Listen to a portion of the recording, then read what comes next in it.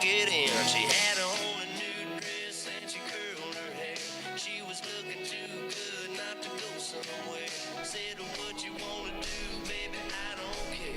We can go to the show, we can stay right here, and I can take you for a ride on my big green tractor. We can go slow, make it go faster, down through the woods and out to the pasture. Long as I'm with you, it really don't matter.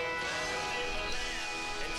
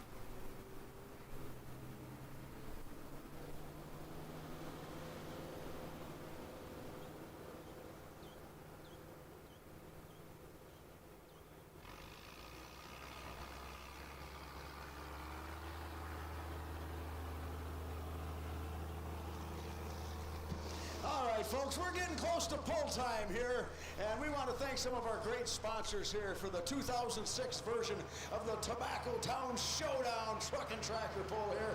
And we got some great sponsors on my list here. About your Auto Group, Nutrien Ag Solutions, Carl Shell, and United Alloy. Them are main sponsors stepping up to help make this possible today. Also want to thank the folks at Helena Agri Enterprises. Also Electromagnetic Metal Finishing, Wilbur Ellis Ag, Utica Seed, Top Line Crop Insurance, Marianne Wildman taking care of that, Lake Ridge Bank, also the Greene County Fall Nationals, that'll be coming up here in September, Dutton Farms, Johnson's Tractor, Willowdale Tavern, Jensen Rural Insurance, Rock Diesel, the good folks at the Show Pier Tap. They got prime rib on Sunday mornings too for part of their breakfast deal. Faith Engineering, Target Laser, Mid-State Equipment, and Hoganics. Big thanks to all them folks. Also, RWM Farms, Fertilizer Dealer Supply, Nelson Young Lumber, Farm City Elevator, Two Brothers Bar, Dan Balmer Farms, TK Helgeson, Lilburn Farms, Badger Contractors Rental and Supply, Mike Niels Excavating, Ray Heron Farms, Jensen Rural Insurance, also Rick's Eastside Pub and Grill, East Point Sports Pub, Station 51, Niemeyer Farms, Schilla Excavating, and George Oxen Service. Big thanks to all them folks helping make this big Tobacco Town Showdown possible here for us today. And we're just about ready. We got the track silence. I think if you don't ever start, you'll never get going. I'm going to ask you all to please rise at this time. And gentlemen, take off your hats as we pay tribute to this great country that we're so fortunate to live in as free Americans while we play our national anthem.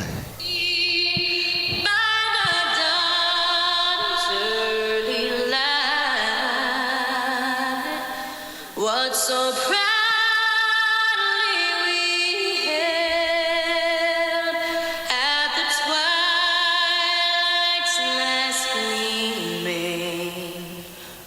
Broad stripes and bright stars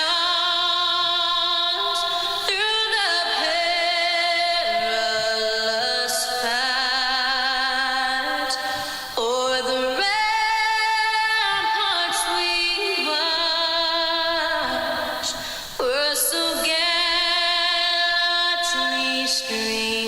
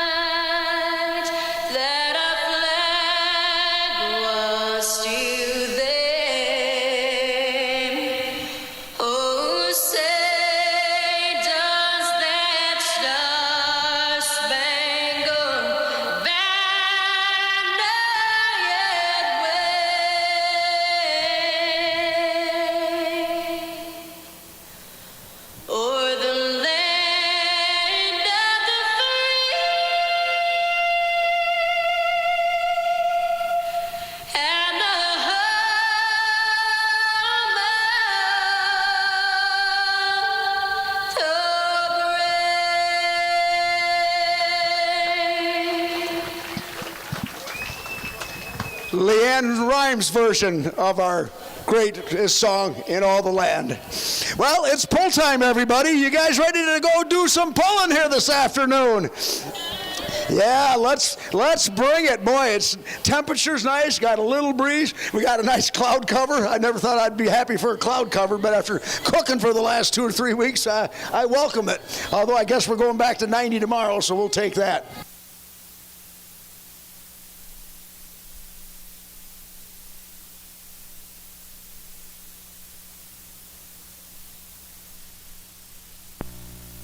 And we're about ready to go here. Now, your regular announcer, John Stranley, he's going to be pulling in this first class. He's driving his brother's truck.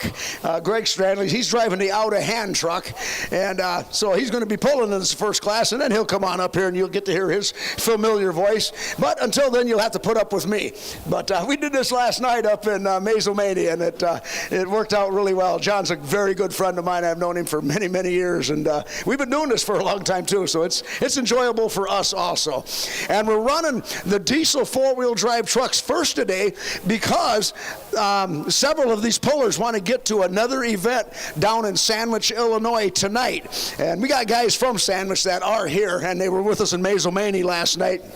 And they asked, hey, could we pull first so we got time to load up and get down to Sandwich so we can pull at another event down there? And by golly, we'll accommodate you. Somebody's got to go first. It might as well be you guys today. So that's what we're doing. So these guys, not all of them, but I think a good portion of them are going to, as soon as they pull, they're going to shove them in the trailer and load them up and head them on down the road to Sandwich, Illinois, and pull down there at another event tonight. So be a busy couple of days for these guys.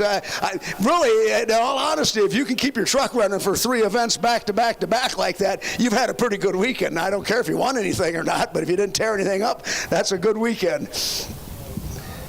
And we got a sled, our weight transfer machine. A lot of you probably aren't familiar with. I'm familiar with the Lowry brothers. They come out of Reynolds, Indiana, and they're going to be doing our stopping today for all these guys. And it's a basic sled. They all work the same. And these guys out of Reynolds, Indiana, I think there's 2 brothers and a son. And I think they got 3 big sleds and a mini rod sled. I've pulled their mini rod sled many times over the years. And actually, that is going to be down in Farmer City, Illinois tonight. There's a lot of stuff going on. With the change of the date for the Tobacco Town Showdown, I think we moved it back about 3 weeks, but don't hold me to it. But it has been moved back about 3 weeks. And with the change of the date, this is the busiest week of the year just about in the sport of truck and tractor pulling.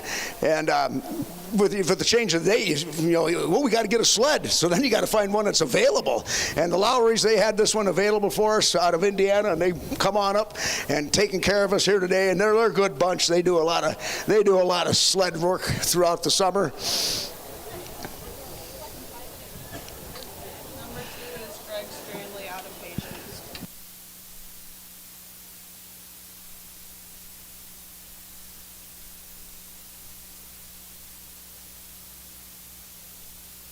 Well, we're supposed to have Corey Clemens up as our first puller, but somebody says he can't get his truck started. I see smoke rolling out of it. I see smoke rolling. I don't know if it's rolling out of it, but it's rolling from it. I was just saying, if you can make 3 pulls in 2 days without tearing something up, you're doing good. And I don't know, he might be having some issues. He can't get it fired up. These guys, and this is what's really funny, all these turbocharged diesel vehicles, whether it be a truck, a tractor, they all require copious amounts of ether, starting fluid, to get them to start. And would you believe they all use John Deere starter fluid? I don't know what makes John Deere starter fluid so good, but even the International, the red guys, they use John Deere starter fluid. Well, I think he's got it fired up down there. Probably had to borrow an extra can of ether from somebody. And I see the hood go down. And we like to tell everybody about the food vendors we got on the grounds. We got Pork Place, we got Ding-a-ling, we got Grillin' and Chillin' Shack. Also Clark's Street Food. Lexeria's, I can't even pronounce that, hot dogs, popcorn, McKinney Food, Custer's Last Stand, and J&C Old Fashioned Ice Cream. Ooh, I'll be looking for that before this is all over with. And I look back behind the announcer stand here on this side, and we've got the stable. And you've heard of food trucks and everything. Down here we got a food horse trailer. Is it a horse trailer or a stock trailer? I think that's a horse trailer. Yeah. It's a both, it depends what you're hauling. But but it's food today, not livestock. Here we go. He's got her fired up. He's bringing her to the line. This is Corey Clemens' truck he calls Therapy Session. And this is an old Hazley house truck, and it's been passed down through a couple different owners now, and I'm not sure if this is Corey's first or second year running it. and he's going to be our test puller. The first puller in every class is our test puller, and that's just to see how we got our sled set, make sure we can give these guys, get them down the track. We like to get them out there, 320, that's where we like to be. 340 if we got the room. 260 won't do it. We'll lighten it up. And the Lowry boys out of Reynolds, Indiana, I don't know how much they've done on our good Wisconsin dirt here, so this is going to be an unknown to them a little bit. They've never been here to the Thresherman's Park, I know that. Here we go. It's time to blow some smoke. You guys ready?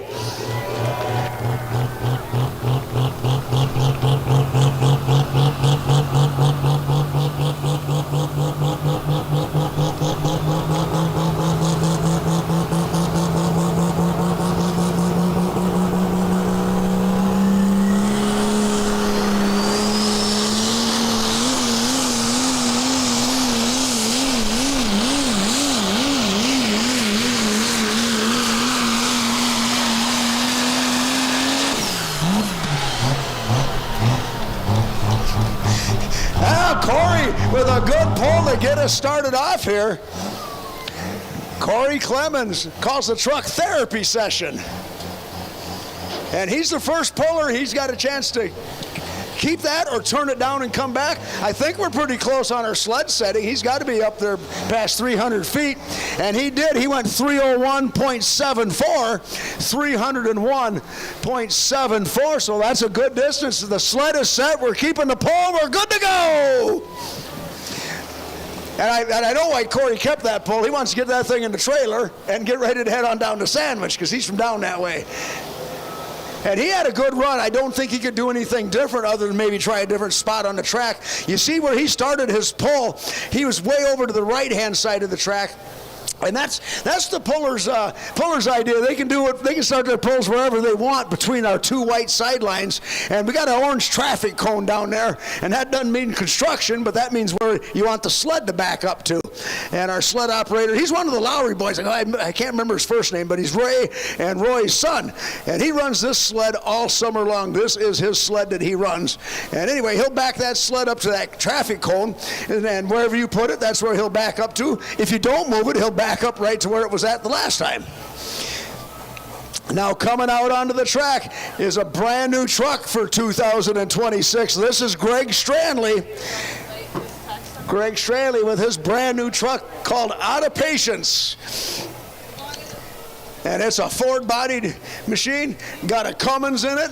You can repower these trucks, and most everybody has powered them up with a Cummins because that's just like the small block Chevy of Saturday night dirt track racing nowadays. All the development and the parts availability, everything's kind of geared towards the Cummins. Matter of fact, this particular truck, brand new truck for Greg Stranley, it's got an all-aluminum billet block in it. And strapped to the top of that all-aluminum billet block is an all-aluminum billet head. Let's just say, he calls it Out of Patience. If I was pulling this truck, I would be out of money. But his very first trip down the track back at the end of May, we were up in Sauk City for the FFA alumni pull up there, and his very first run down the track with this brand new truck exploded the turbocharger in spectacular fashion. I mean, he knocked a hole right in the side of it. It was junk. And he got it fixed up relatively quickly. And been working on it ever since. Didn't perform all that well last night. The truck ran good, but he was really questioning his gear selection that he put in the truck. All these trucks, they've got quick change gearbox transmissions in them, and it only takes about 5 minutes to open it up and pull out a set of gears and put a different set in.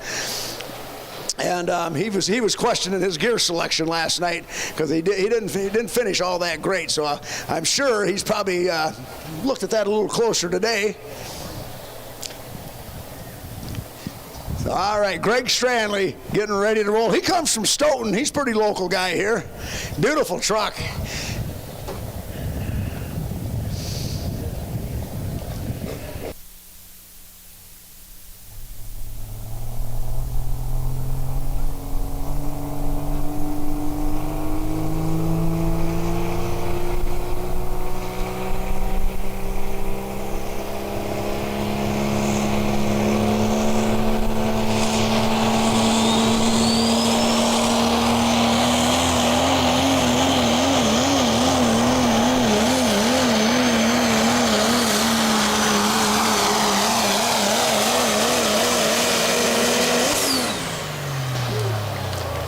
Well, nice pull for Greg. I think he's going to move the leader flag just a smidgen. She run good. She was biting good. She was kind of hopping a little bit, but not bouncing real bad. He wasn't getting the tires out of the ground, but I'm sure he was feeling that in the seat. But he moves it out pretty good. He had to go to the other side of 301. He goes 307.19. That's going to be your new leader. How about that, my Ford fans? Greg Stranley, without a patience, goes 307.19, takes over the lead. We got 11 trucks entered up tonight. We had 12 last night. I'm trying to figure out which one we lost. I'd have to look pretty hard. But yeah, we got 11 of them entered up today. That's a big class.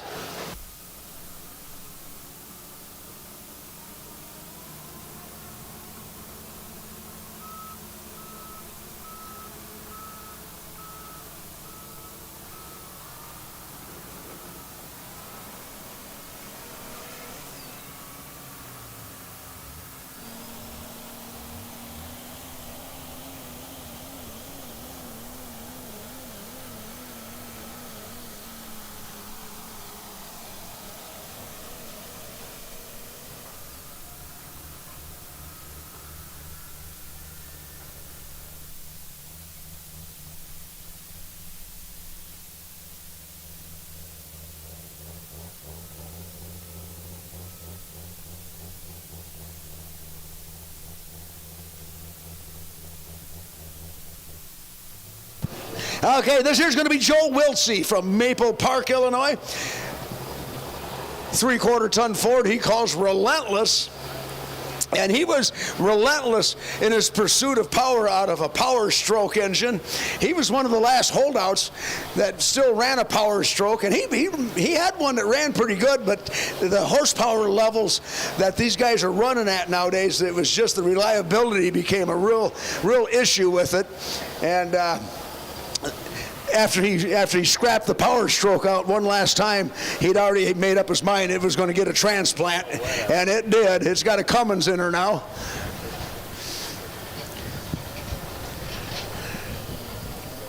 Well, so far, Greg Stranley holds down the #1 spot. That's got to feel way better than last night's run, that's for sure. And Joe Wiltsey, he puts the sled just about right in the middle of the track.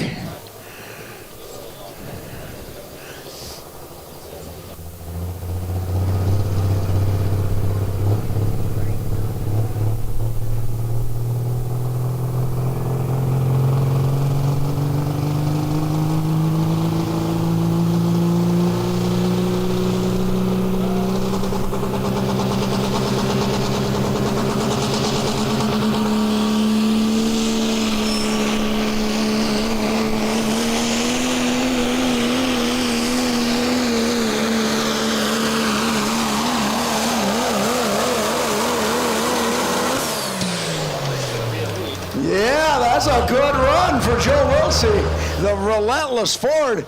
And he's got that custom 10-foot box on the back of that truck. You know, when you order a brand new truck, you put down on the order sheet, if you check the spot for the 10-foot optional box, you can get that, and that's what he's got on the back of his truck. That's really handy for hauling them 10-foot sheets of drywall. He had to beat 307.19. He's going to come up a little short. 303.90. 303.90 for Joe Wiltsey. Greg Stranley holds down the #1 spot with the Out of Patience truck.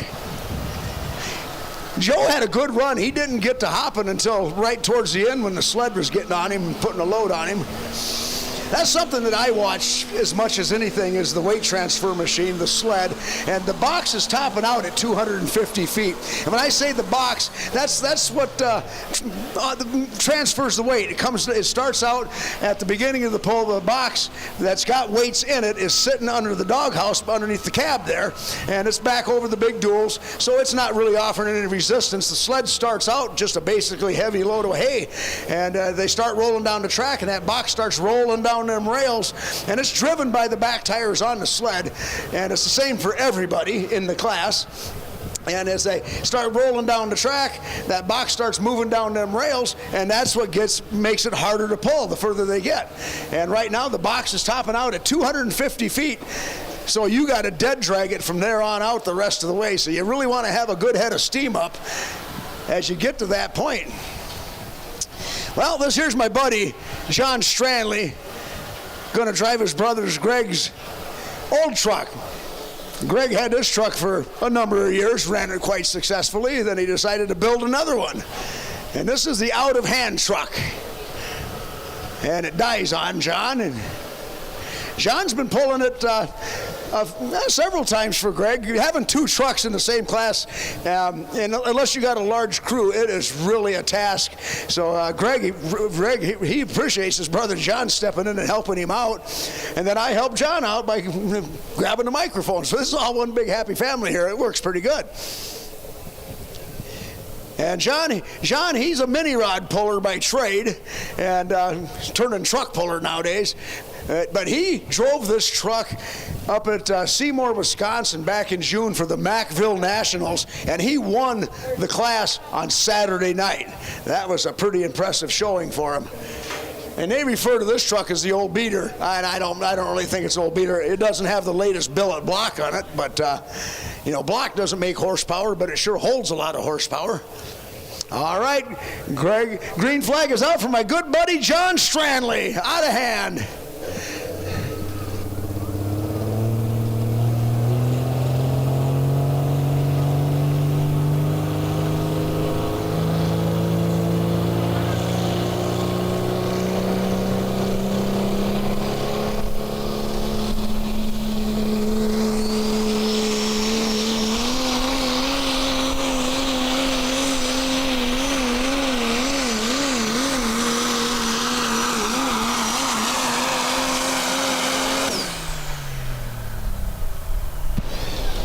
Pretty decent run for John. He got it off the line in good fashion that time. He'd been having trouble getting it off the line the last couple of pulls. The water injection was just a little too aggressive, putting too much water in it, so he really had to wind it up to get it to go.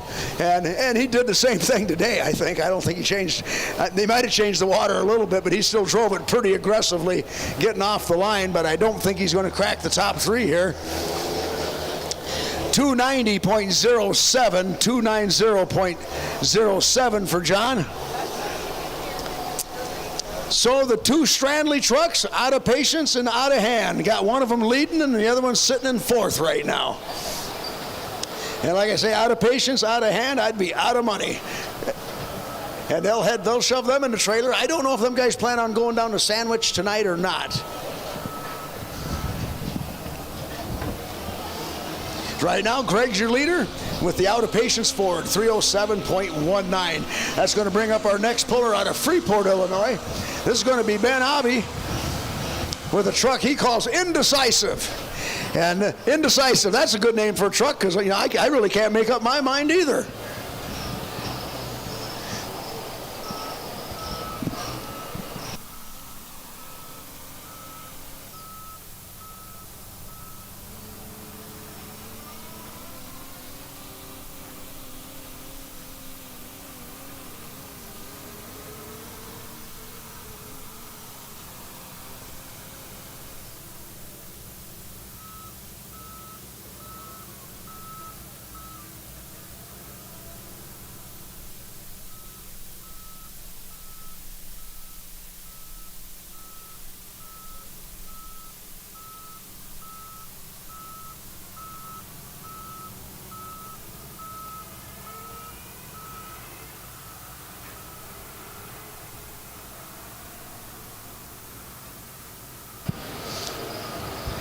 All right, Ben Abbey getting ready to go. Oh, they got the hood up. Now, I don't think they're checking the windshield washer fluid. Yeah, they shut the hood. He had trouble last night. He could not pull in his original scheduled position. Water injection was coming on way too soon and just drowned the motor right out in a plume of white smoke. But they got her fixed up in time. He came back later on and made a good solid pass.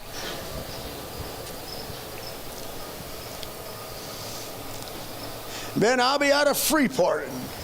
Cummins-powered Dodge, he calls indecisive.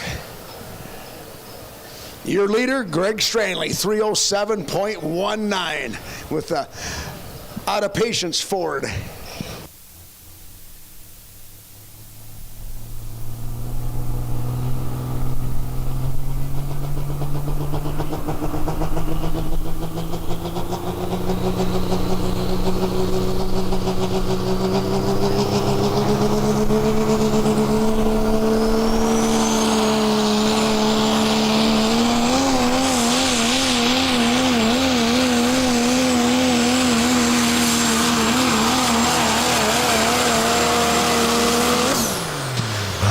That's a good pull.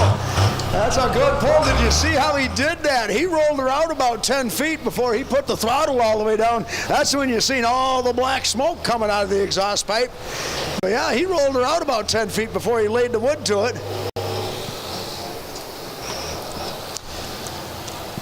302.87, 302.87 for Ben Abby.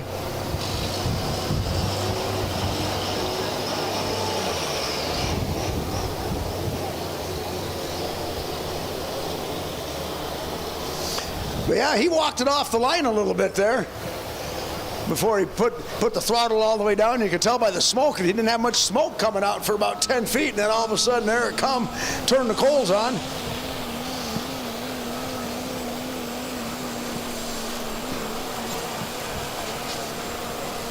And I just had Gary from Tower Sound up here ask me a question about the sled. And, sometimes I assume too much because I'm kind of like my grandpa. My grandpa, he always figured if he knew it, you knew it. But sometimes that's not the case. But the sled, the skid pan that these guys hook to on the front part of the weight transfer machine, the bottom of that has grouser bars underneath it. And depending on the sled, a lot of times they'll have about 6 of them underneath there, and they'll be in a chevron pattern, and it'll kind of channel the dirt underneath the center of the pan. And what it does is helps them grouser bars, when they set in, it helps drag the truck or the tractor down a whole bunch more without having near as much weight as they used to have. And at the beginning of the pull, you can see the back of the pan is up off the ground. That's hydraulically or pneumatically. I'm not exactly sure how Lowry's got it set up, but it's held up off the ground for the first part of the pull. And then when the weight box comes down the rails, it'll hit a trip switch, and it'll release the pneumatics or the air, and let the back of that pan settle down into the track. And then grouser bars will start doing their job. But that's how these guys can get up and get rolling earlier in their run. And it's just something to watch if you get a chance. You want to walk down there and watch the back of that pan and see where it starts settling down at. But it's the same for every puller in the class. Once they set a sled, that's how it's going to be. Now this here's going to be Trent Van Huysen out of Stockton, Illinois, with a truck he calls Migraine. It's a Chevrolet, and yes, it is still a Duramax, folks. He is one of the last holdouts running a Duramax. And he runs pretty good with it. He ran well last night. And the Duramax, you can always tell when somebody is still running the Duramax, they take a little bit longer to wind them up before they let them go off the line. So let's look and listen. Here we go. Trent Van Huysen.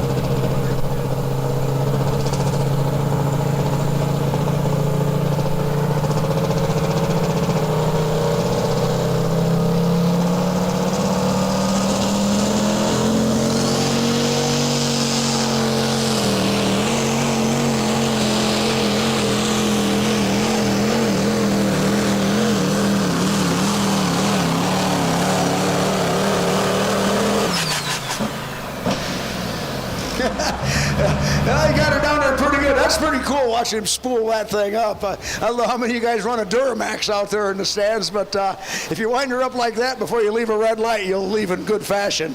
You'll be rolling coal on the car next to you, that's for sure.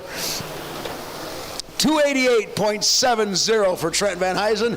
288.70 for the migraine truck. And yeah, I think he's the last guy, at least around these parts, still running the Duramax at this level here.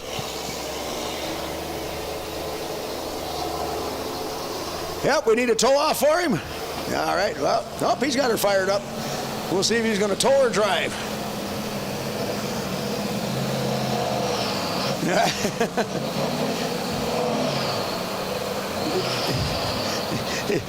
He's got holes deep enough, he's got to build 20 pounds of boost just to drive it up out of the holes.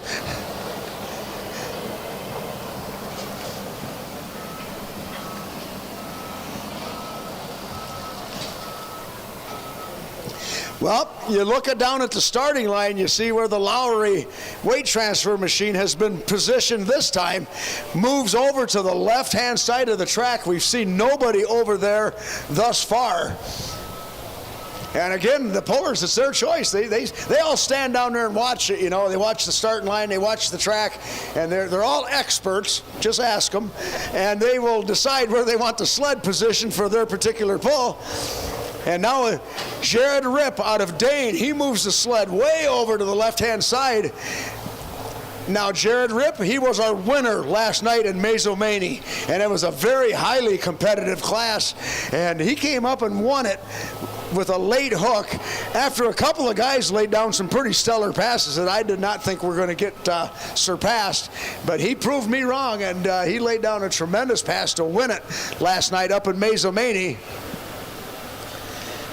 And just by coincidence, last night the best pulls they were coming off the left-hand side of the track.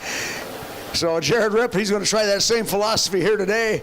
I don't know what he sees over there because nobody's been over there yet. And that's what these other pullers will do. The ones that are yet to hook, they're going to watch this very closely. You can see them all standing down there. They're all looking at it like, all right, somebody's going to try the left side. Let's see what's over there.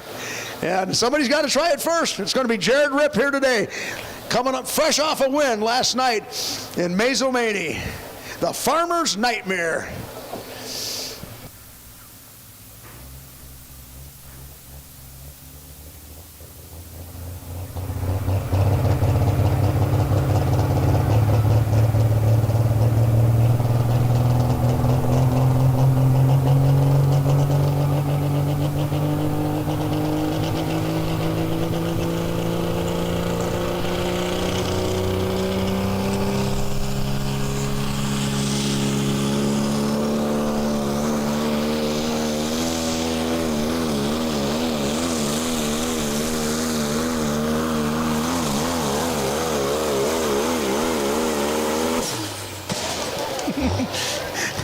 Oh boy, there you go. Jared Ripp, we're going to see what the laser measurement has to say, but my naked eye looks to me like he may have done what he needed to do, and he ran that left-hand side start to finish. He had to beat 307. How about 311.80? That's going to be your new leader. Boy, Jared Ripp, he's having himself a mighty fine weekend thus far. Not over yet, though. We've got, let's see, we got 4 to go.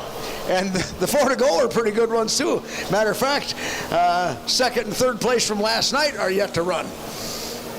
And boy, Jared Ripp, he ran that left-hand side, so he's seen something there. And oh my goodness, look at this. I'm so surprised the next guy is going to try the same line. How about that? These pullers, they're a pretty smart bunch. They see something that works, they'll jump right on it, you betcha. This here is going to be Ryan Beedolf from Janesville. This is the Rock Diesel Chevrolet. If you ever travel out on 26 heading towards Milton, you see the Rock Diesel shop there. That's where Ryan Beedolf comes out of.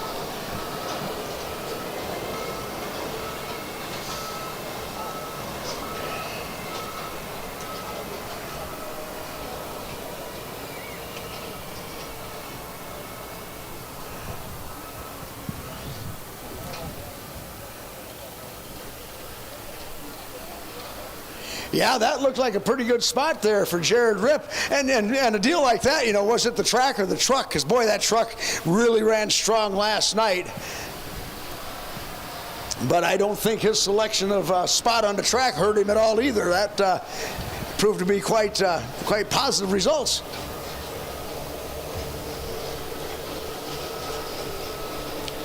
Here comes Ryan Diedolf from Janesville, the Rock Diesel Chevrolet. Beautiful looking Chevy. These guys they got nicer pull trucks than I got for a daily driver.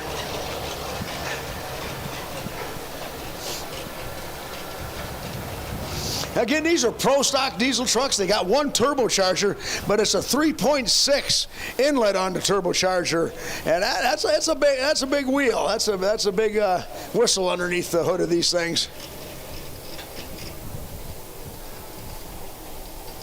Again, he's been repowered by a Cummins.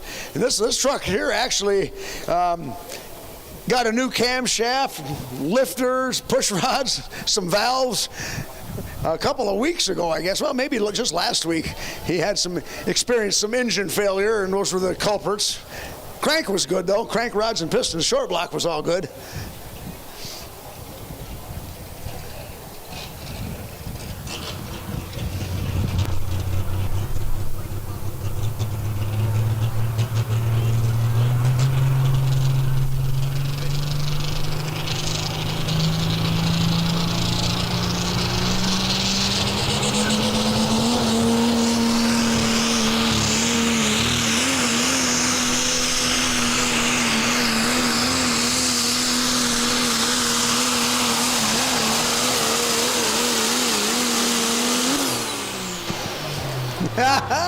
Oh, yeah. He runs the sideline to perfection also. Boy, I don't know if he's going to catch Jared Ripp. They haven't moved that leader marker down there at all for the whole class, so I don't know how accurate that is. Obviously, it's not accurate.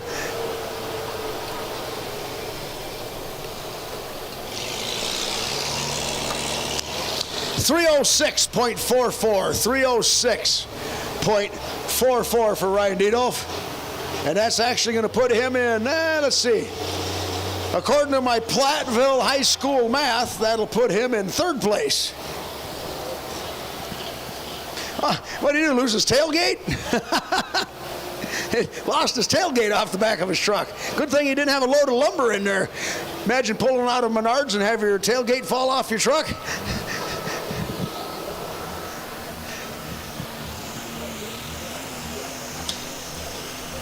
Looks like it's a pretty lightweight tailgate. You can pick it up and walk it off with one hand.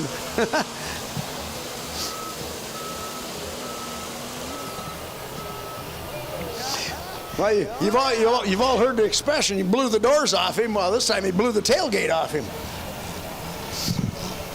We're down to 3 trucks to go. Sean Pooler from Johnson's Creek will be coming up next with his Chevrolet he calls Endgame.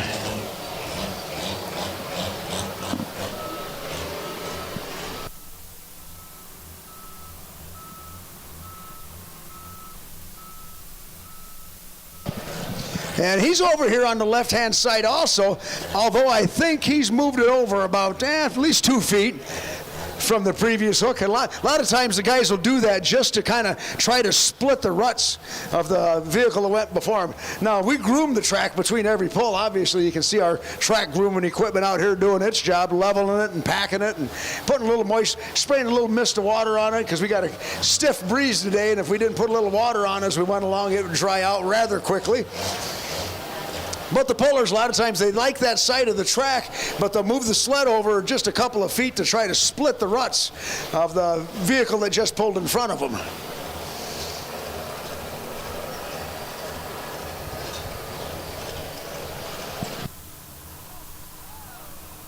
Uh-oh, T-shirt cannon, Frank Molitor. Frank and Janine Molitor, put your hands up. Frank's armed and dangerous. He's shooting T-shirts. Put your hands up. The Molitor family, they'll be pulling later on this afternoon in the Pro Stock class, and they've got themselves a little T-shirt gun. They've been running around shooting that off all over the county fairs. Here we go, Sean. Puller.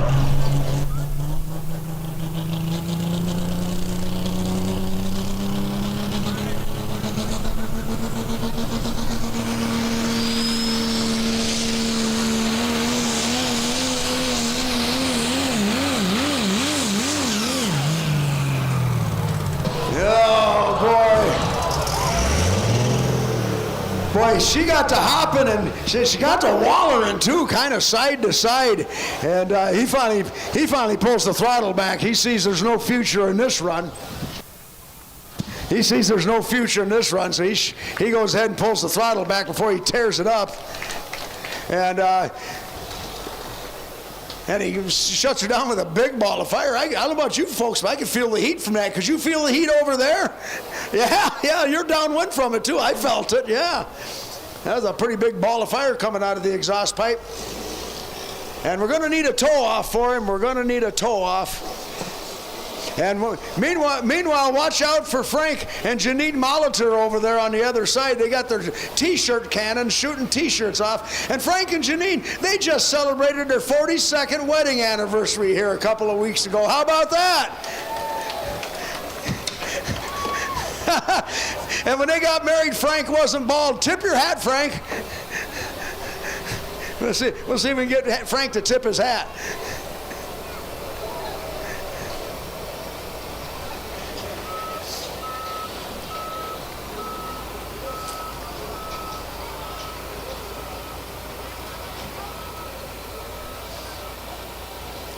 Yeah, they got all kinds of good T-shirts there. You got seed corn T-shirts too there, Frank? Is that what you're shooting out, Janine? All right, good. I tell you what, the corn's looking pretty good around here. Boy, we've had some pretty good rains and we've had some nice hot weather. Never mind, everybody started planting 2 weeks later than normal because of the wacky spring that we had. Well, Sean Pooler, he's got his helmet off, folks. He can hear you. Let's give him a big Tobacco Town Showdown hand. I don't think he hurt too much. I think he just got out of it because things weren't looking so hot the way she was bouncing and wallering side to side like that. He ended up going 217.84, 217.84. Well, Frank and Janine are still shooting T-shirts over there. They haven't got to the point of no more bullets. You guys ever watch that Bugs Bunny cartoon? No more bullets? Yeah, no, they still got bullets.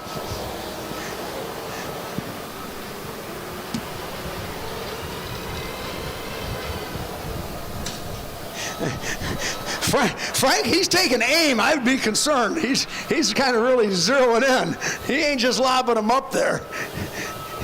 If you get a T-shirt, you're targeted.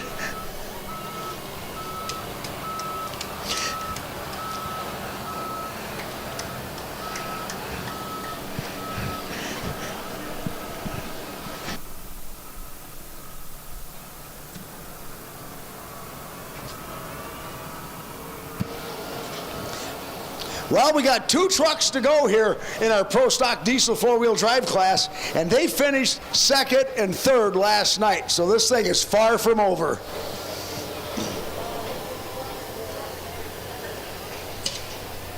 He's still shooting. Where'd you guys go? Oh, there you are.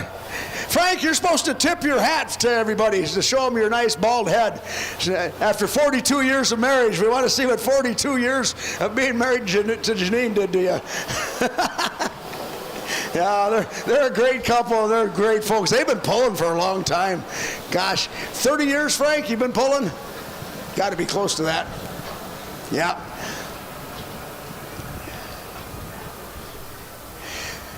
We'll be looking at Josh Stahl out of Sandwich coming up next. He's one of the guys that wants to get down to Sandwich here yet this afternoon so they can pull down there tonight. And so the Badger State tractor pullers, they said, hey, we're more than happy. Somebody's got to go first. Might as well be you guys. So all these diesel 4-wheel drive trucks, if they so desire, they can head on down to Sandwich and get another hook in tonight. It's a different organization down there that they're going to run with, but they run the same set of rules, so they'll all fit in if they want to go. And let's see, we're looking for Josh Stahl. Here he comes. He finished 3rd last night. He was leading it for a while with a tremendous pass. When he went into the lead, I think he put 9 feet on 2nd place at the time, and I thought, boy, nobody's going to beat that. And by the time it was over, he ended up 3rd. Calls the truck thicker than blood. And the Stahl boys, they're kind of Cummins engines gurus. They build a lot, I don't want to say a lot of motors for fellow truck pullers. They could if they wanted to. They could be full-time engine builders. They're really good at it, but they want to be pullers too, and they just know if they start stretching themselves too thin with a lot of clientele wanting their engines, that it'll affect their pulling. They will be too busy to go pulling, and they want to be pullers first. So several of the guys out here are running their power plants, to be sure, but they don't sell to the masses, although they very well could. And he moves it over just a smidgen bit more than Jared Ripp. Jared Ripp, he had it right over here on the left-hand side of the track, and that yielded him the leading distance of 3:11.80. All right, Josh Stahl, he's been pulling a long time. Ever since Pro Stock diesel trucks came around, he was right in the thick of things.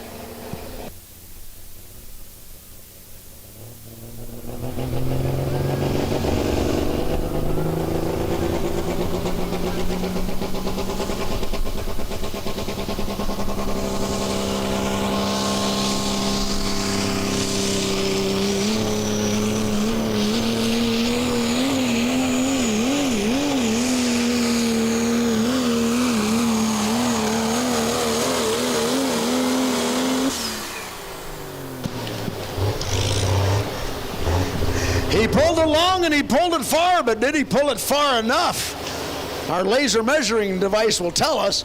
He was playing with the throttle for almost 25 feet, I would say. And what he's doing there is he can feel it, trying to get the truck hooked up. And it just wasn't hooking up to his satisfaction, so he's kind of playing with the throttle, trying to get them big four-wheel drive tires hooked up before he finally got after the throttle. And I might have waited a little long. 306.23, 306.23 for Josh Stahl. What do you guys got, 50-50?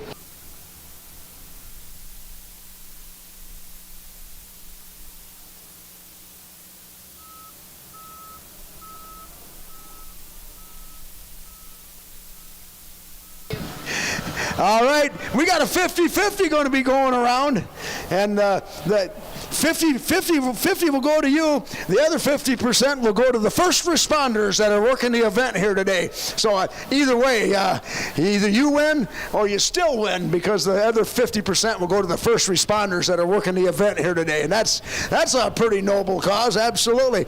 So get your money out. The girls are walking around. One of them's got a bright high-vis yellow T-shirt on. They got purple bags. One's going to be a bag full of money, and the other one's going to be a bag full of tickets by the time it's all done with. Here comes our last truck of the class, coming all the way in from Escalon, California. This here is the ranch hand, Trent Powell. All the way in from Escalon, California, and the Powell family, they've got 3 vehicles they're going to pull today. And this is the grandson, or the son, depends how you look at it, I guess. He actually has taken up residence in Cuba City, Wisconsin. He's working for the Blackburns, if you're familiar with pulling at all, and Blackburn Performance. They build a lot of pulling-related performance parts and vehicles. They've got a truck, obviously, hooked to the sled right now, and they got a Super Farm tractor and a Pro Stock tractor, and they're all going to be competing here today. Now, Trent Powell, last night in Mazomanie, he laid down a tremendous pass to take the lead, and he held it right up until the end when Jared Ripp come down and picked his pocket at the end. Young fella, I think he's 18, 19 years old. Calls the truck the ranch hand, all the way in from Escalon, California. Let's get behind him here.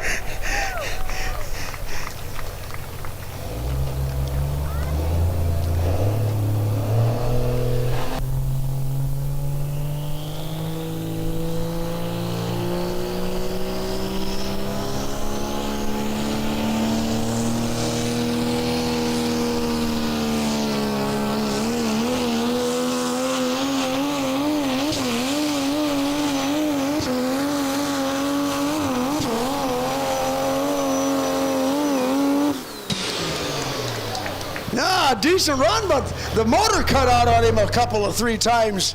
At first, I thought maybe he was playing with the throttle a little bit, but he certainly wouldn't have been doing it at 250 foot.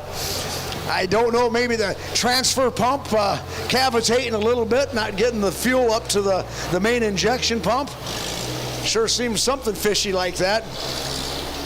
Going to come out at 302.15. 302.15. Not going to be what he was looking for here this afternoon. I'll give you the complete and final rundown. Here's how they're going to look here. Sean Pooler is going to finish 11th. He had the big ball of fire out here at 217 foot. 10th place is going to go to the Duramax machine of Trent Van Huysen. John Stranley finishes in 9th with Out of Hand. Corey Clemens, our first truck down the track, finishes in 8th. And Trent Powell with the Ranch Hand, our last man down the track, 7th here today. Ben Abbey with the Indecisive truck finishes in 6th. Joe Wilsey with the Relentless Ford, 5th place this afternoon.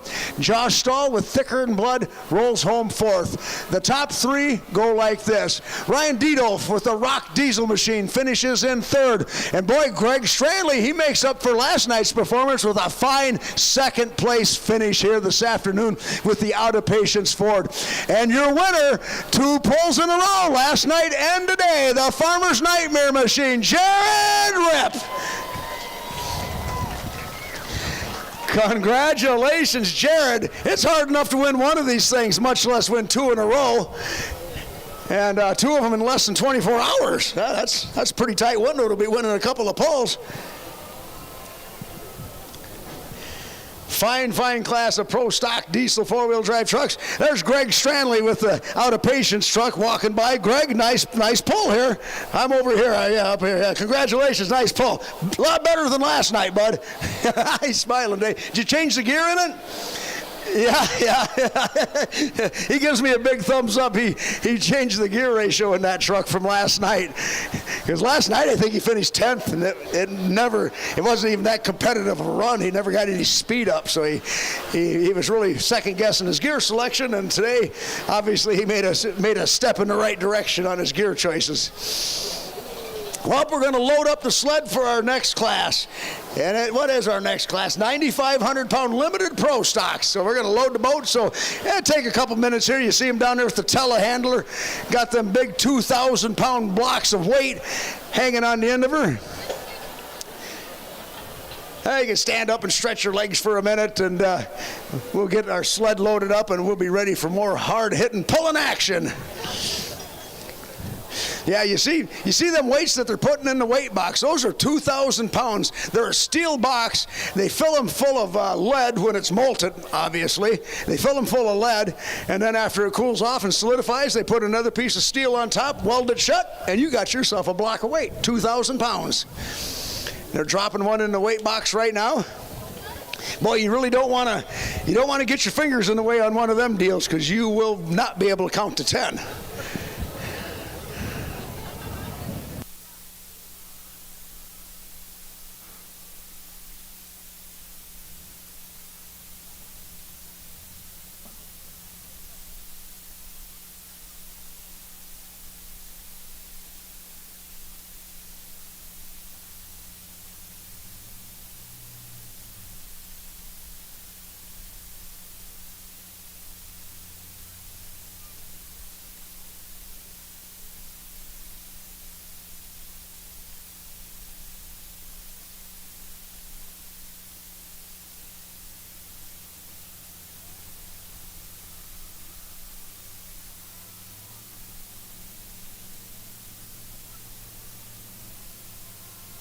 Oh, I see our 50-50 girls down here. They're right down in front here at the 200-foot mark on the pit side. And I suppose you're doing the 6 tickets for $5 program. I got to go get my wallet. I think I got some money left in there. Although, when you're on a fixed income and you get your paydays once a month, you really learn how to meter your money out. I always run out of months. I always run out of money before I run out of month. That's my problem.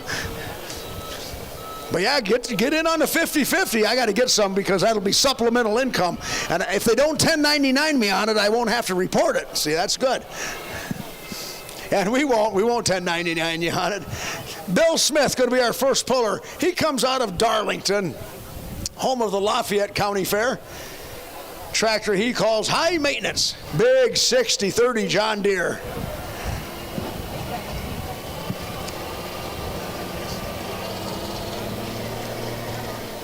And these 9,500-pound limited pro stocks, the set of rules they run under are obviously 9,500 pounds. And then we call them 4.1s because that's the turbocharger on them. It's limited to a 4.1-inch intake inlet on the turbocharger. And they come up with that idea because it's a common size, readily available, although none of these guys buy an off-the-shelf turbocharger. They all come from special builders. But the intake on them is 4.1 inches, which is very large. Don't get me wrong. It's a huge turbo. But it's an equalizer, nonetheless. And these guys are at 640 cubic inches, so the engines have a lot of displacement. They don't get to run the benefit of an intercooler, so they got a lot of water injection on these things to keep from melting the pistons out of them. And they inject the water in various places, in the intake, before the turbo. First man up, Bill Smith.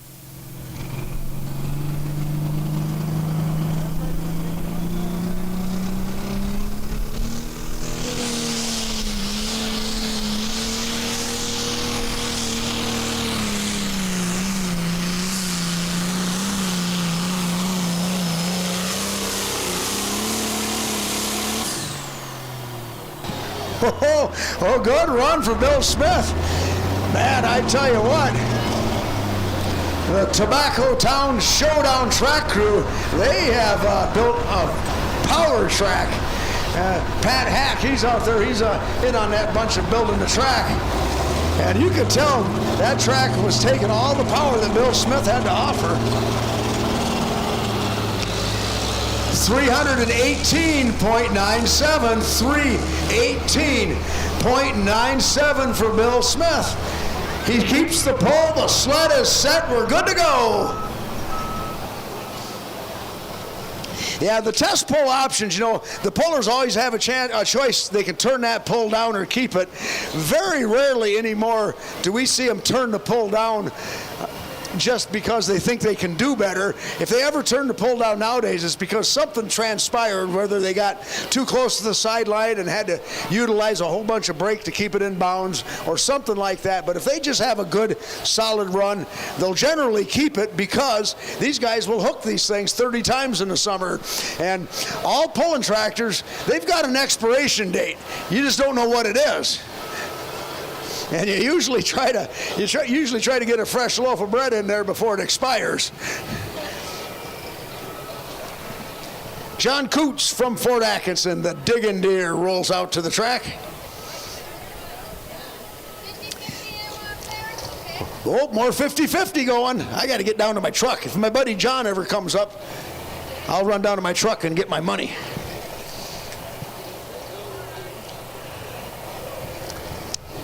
And John Coots, he's been having a tremendous year. He's been out running around on the Fent High Stakes Series. And that's a series of pulls. It's five events, 2 hooks at each event, so 10 hooks total for big money. It's called the Fent High Stakes Series. And you can look it up on the old interweb and learn all about it. But they've got 3 pulls under their belt with 2 to go. And I think John Coots has won 2 of them. So he's sitting pretty there.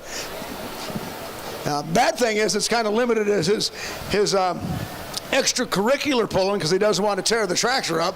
But we're glad to have him coming out here and pulling with us today here at the Tobacco Town Showdown.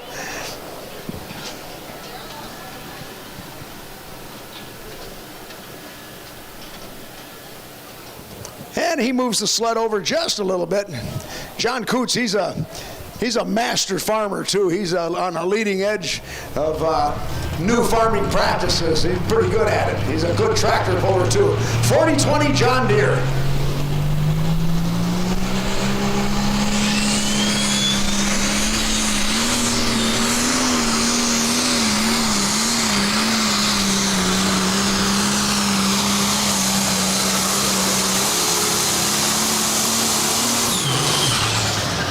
Oh! takes the whole sled on out past 300 feet. What a good pull. That's a good pull. Boy, did you see him play with the throttle off the starting line?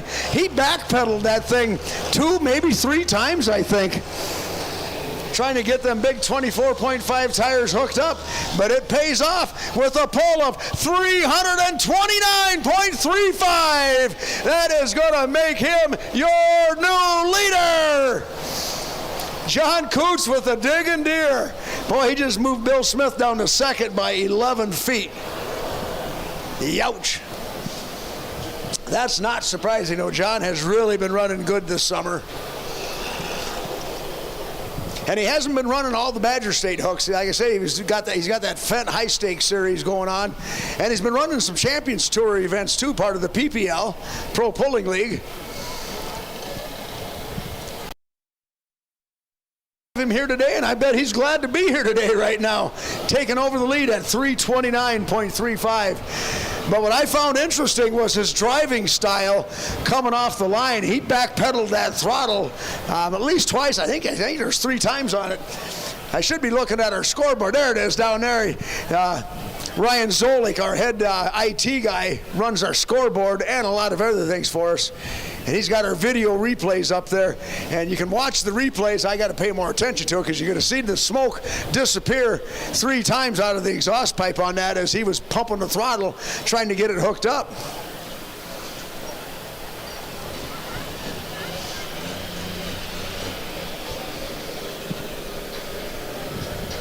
This here's going to be Adam Stevens out of Shannon, Illinois, with the Case IH Optima. He calls this one Slow Ride, and it's a beautiful black painted machine.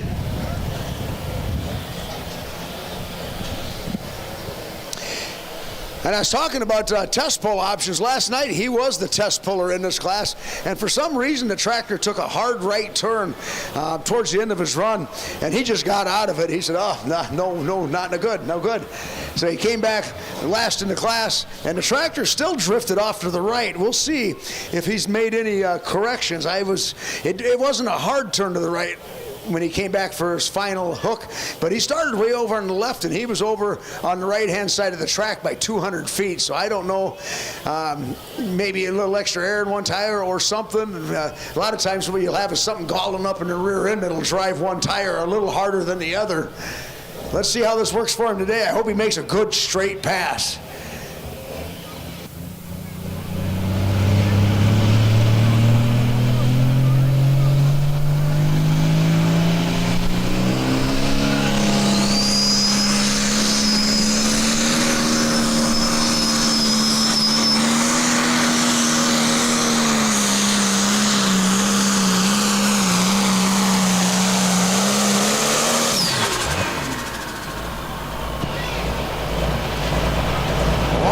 Just never got a hold of anything off the starting line.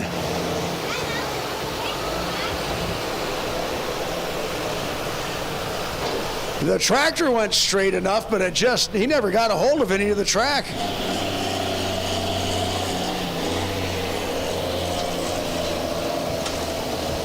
That's kind of perplexing because he's usually a much stronger competitor than that.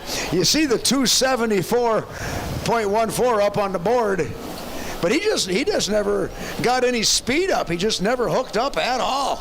And I don't know if that's the byproduct of changes he may have made to the tractor to try to keep it from pulling to the right. But gosh, that certainly didn't yield the pull he was looking for because he just never got going. You can watch the replay up there, and he's spinning the tires but just not hooking up at all.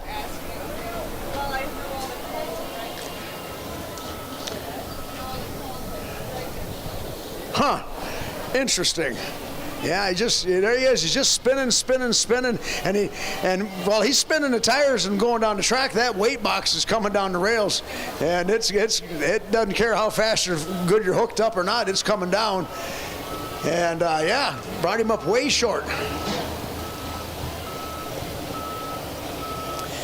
This here's going to be Aaron Geitzel from Heartland, Wisconsin. A Case 2290, and this is a true Case. It's not repowered with a Cummins or a or a DT 466 or anything like that, because with the homogenation and the merging of all the tractor manufacturers, you can just about put a Cummins engine in anything but a John Deere nowadays, I do believe. And a lot of guys repower them that way. But this is a true case. When I say case, it's got jugs on it and 3 sets. I'm sure it started out as a 504, and they got her bumped on up to 640 cubes.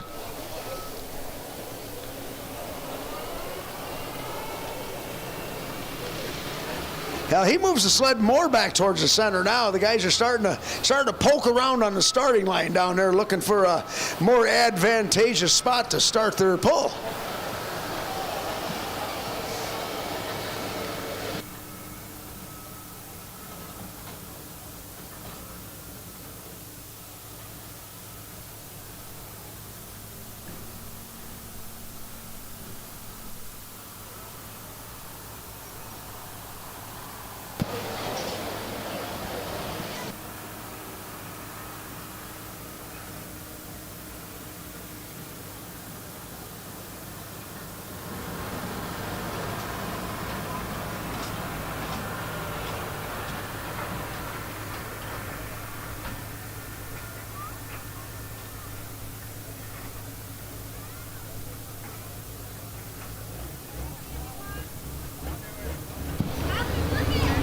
All right, Aaron Geisel from Heartland.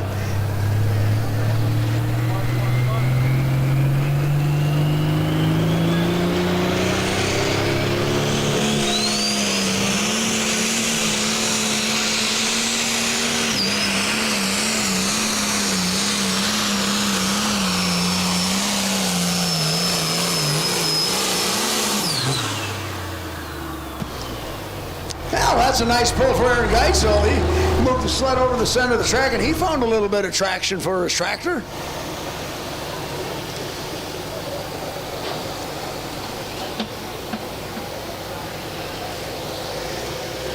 And he gets it out past 300 feet, 0.69, 300.69. That'll be good for third place.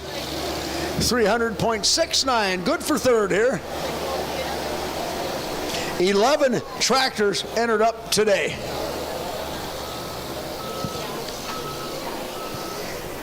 Going to make our next puller, Josh Dutton out of Darien. Calls the tractor time 4.1 more.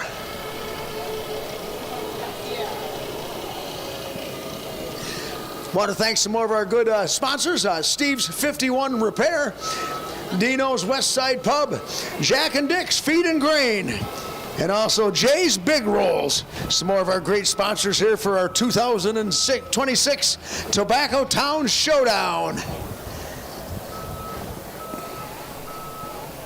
Again, we also want to thank the Botcher Auto Group, Nutrien Ag Solutions, Carl Shell, and the good folks at United Alloy. Them are top-level sponsors here for us today, helping us out with this big event. I don't know how many years we've been doing this up here. This is my first year visiting. I've always been pulling mini rods down in Illinois when this event's transpired. I think we've been doing it 6 or 7 years by now.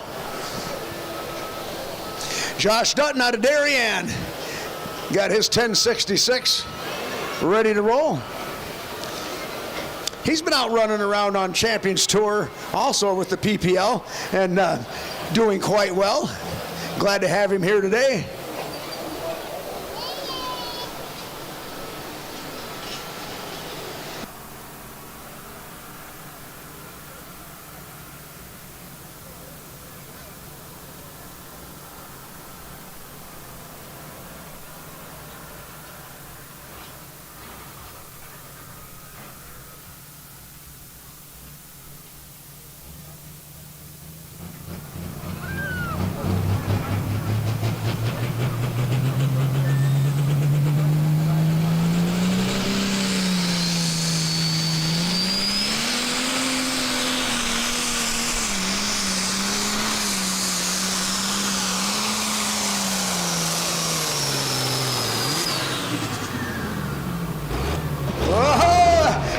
be something to give the John Deeres a good scare.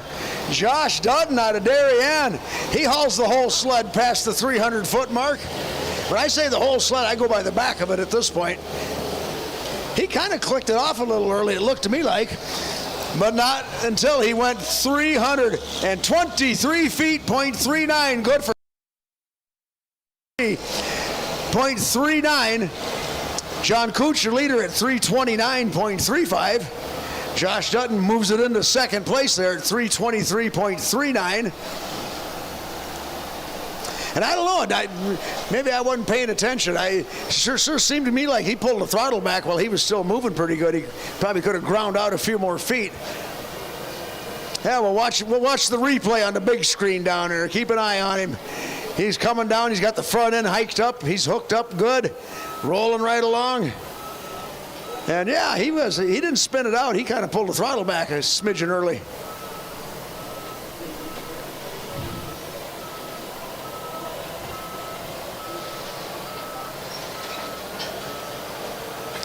Yeah, you can see it there again. Yeah, he was still moving pretty good.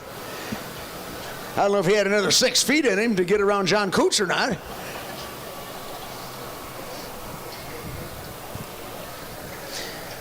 We're going to have Bryce Rickliffs coming up next with the Red Revolver. He comes in from Anamosa, Iowa.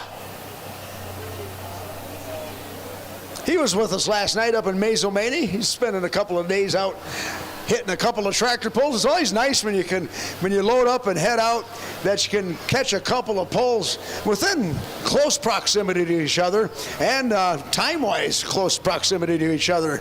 That always makes it fun when you're a puller. And this is actually going to be Chris Lear. That's my bad. I'm looking at my list wrong. Chris Lear from Reedstown, Wisconsin, the Badger Deer, 60-30 John Deere. And he run pretty good last night also.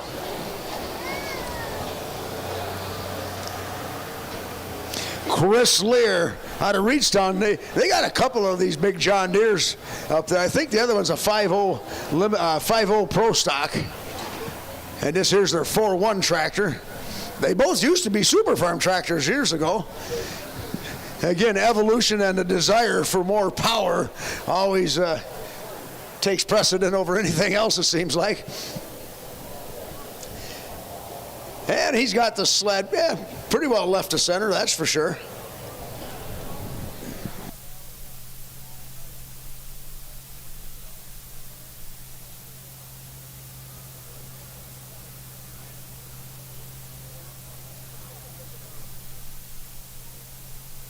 He straps the neck collar on, and they'll get the slack out of the chain and send him on his way. Chris Lear from Reedstown.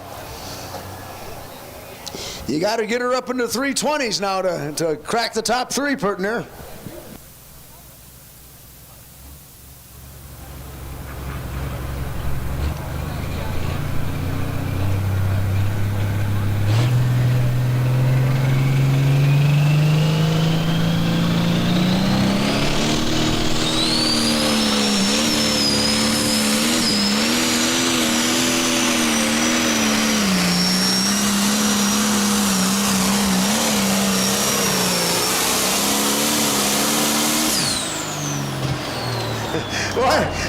That's a good pull, but you folks on the other side can't see how close to the sideline he was over here. You'll be able to see it on the replay on the big screen, but my, oh my, that left rear tire, it was scary close to the sideline.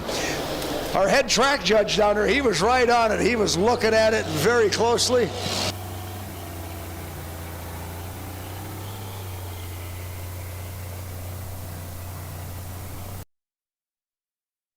Linder, our head track judge down there on the finish line in, and he had a good eye on it. He was looking close, and he was right on the line.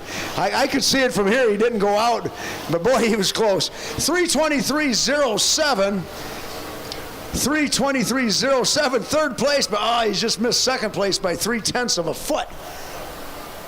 Yeah, watch the replay here. See if you can get a good see of how close to the sideline he was. There you can see the sideline. You can see how close he's getting. He's still getting closer, too.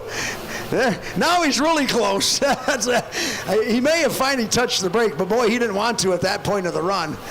That was close. And he kept it in bounds. Ron Linder, our head track judge, he was looking right at it. Nope, he's good. I could see it over here, but boy, he was close. So that's where the good part of the track is, outside the boundary line, but you don't want to go there. We'll have to get our chalk, our lime spreader back out and put some new chalk lines down.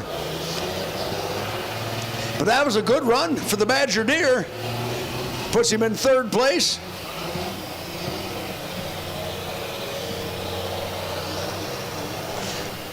Yeah, and when I talk about going out of bounds, the tractor's the only thing we're concerned with. The sled's a lot wider than the tractor, obviously, and we don't worry about the sled. You can slide that out of bounds, but the tractor must stay in bounds. And the reasoning for that is you don't have control over the sled, but you do have control over your tractor. Hey, there goes one of our diesel trucks heading south, heading to Sandwich. That's Joe Wiltsey with the Relentless truck. He's loaded up and heading south. But yeah, we don't concern ourselves with the sled. It's the tractor that's got to stay in bounds.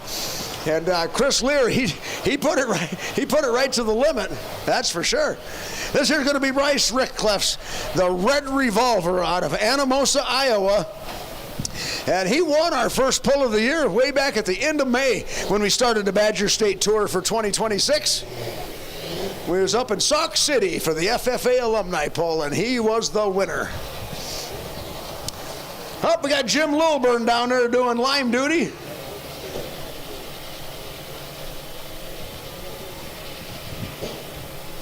Putting that, yep. You guys can give him a big cheer. Give him a big hand. Jim Lilburn putting our chalk down there. He's a 35-year veteran of the Badger State Tractor Pullers. Here we go, Bryce Rickcliff.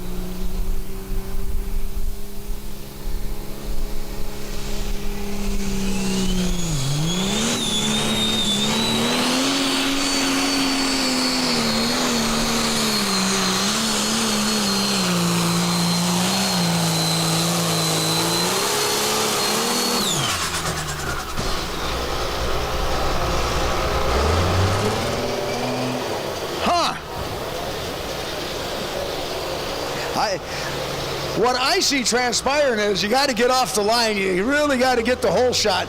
And some of these guys are having better success than others. They've all got plenty of horsepower. These guys are up in the neighborhood of 2,800 horsepower, so they all got plenty of power. But Bryce Rickcliff, he did not get it hooked up very well either. A lot of wheel spin off the line, just not getting hooked up. And there's a couple ways you can try to alleviate that as a puller. Of course, you try to move side to side on the track and look for what you think is a spot that has the best traction on the starting line. And then you can start moving some weight. And when I say moving some weight, you look at the front of these tractors, and they all have a rack full of front end weight. And sometimes you got to take one or two of them 100-pound weights off the front of the tractor and move it to the back or move it to the belly bar. And the belly bar is a weight bracket that's right in front of the back tires. It kind of goes neutral when you put it there. Or you can put it on the back, which is behind the back tires, on a weight bracket back there, and it gets to be more like a teeter-totter fulcrum there because you're past that point. But sometimes you got to move some weight to the back to try to get it hooked up off the starting line. And what happens then is you get down to the other end, and you might get a little light on the front end. But you pay the price on the starting line by not getting hooked up, but not getting too light on the front end on the other end. So it's a gamble. And after watching a couple of these guys really struggle for traction off the starting line, I'm thinking you got to take 100 or 200 pounds off the front and move it towards the back of the tractor. And then they can also, take a little bit of air out of the tires. That helps a lot sometimes. And sometimes just drive it a little differently. We've seen several of the guys pump the throttle 2 or 3 times trying to get it hooked up. And that sometimes helps also. So it's getting to be a bit of a driver's track here today. Chris Feller from Waterloo, driving the Wild Buck of the Frederick family, Jared Frederick's tractor. Boy, he puts the sled way over here on the left-hand side of the track. Oh boy, 18 inches maybe off the sideline. He's got it way over here on the left-hand side of the track. You look up there on the big screen, you can see where the tractor's positioned in relationship to that white sideline, and it's very close. I'd say maybe 1.5 feet off. Now the trick is holding it there, not letting it drift out of bounds. But yeah, you don't want it to go clean cross track, although sometimes that doesn't hurt either.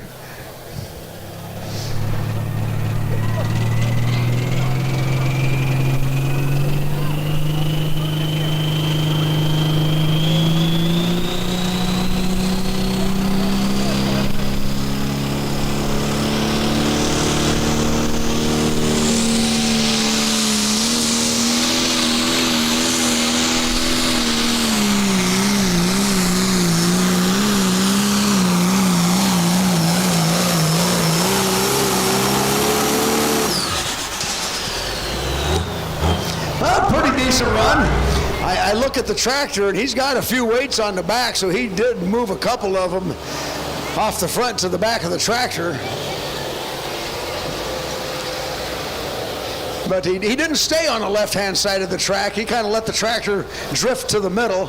And, you know, sometimes if you want to stay on a certain part of the track, you got to ride the brakes a little bit to keep it there. And if you do that early enough in the run, that's not so bad. But you start getting further down the track as the weight box gets on you, it becomes very detrimental to your pulling distance. 312.84 for Chris Feller on the Wild Buck, 312.84. And I want to say, let's see, 4th place possibly? 5th place possibly. Oh, there it is, 5th place on the board. Ryan Zolik, he's on it. 5th place run there for Chris Feller and a Wild Buck.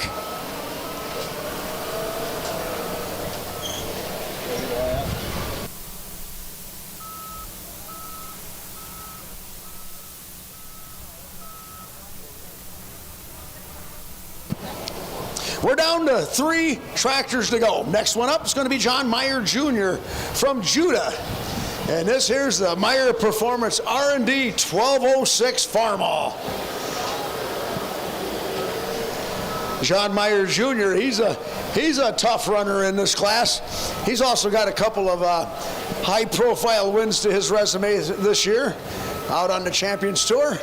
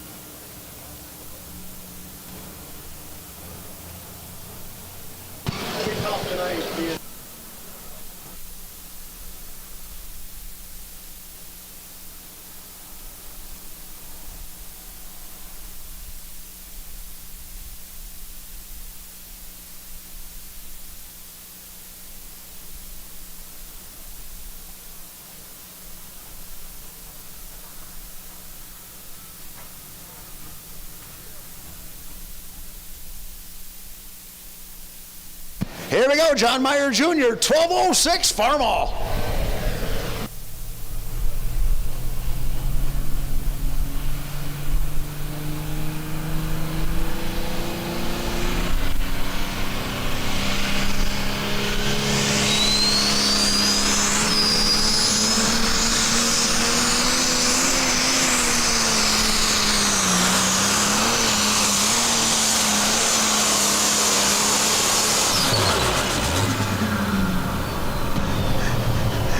John Meyer Jr., he got a good run, but it looked to me like he clicked the throttle just a smidgen early too, didn't burn it on in. But he got, at least he got off the starting line. He got a decent hole shot and got it moving.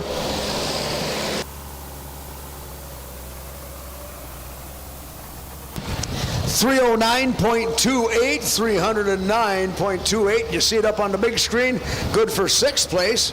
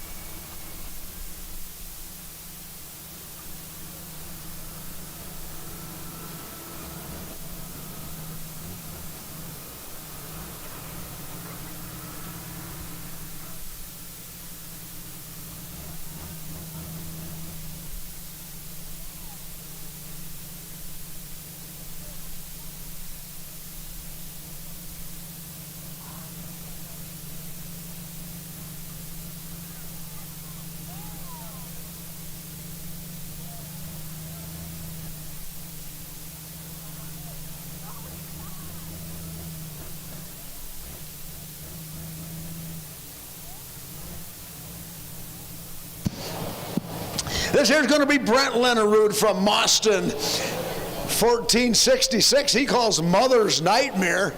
And he's an old super farm puller. A lot of the guys in this class used to run super farm at one point in their career. And after a while, you just got to have more power. So you step up in class, and this is where you end up.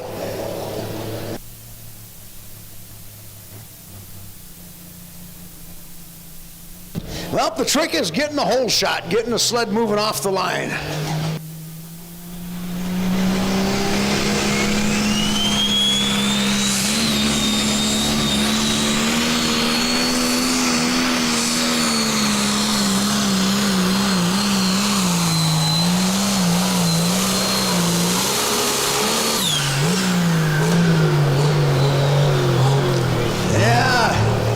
And you seen his method of trying to get it hooked up off the line. It was a whole bunch of playing with the throttle. He was really milking it.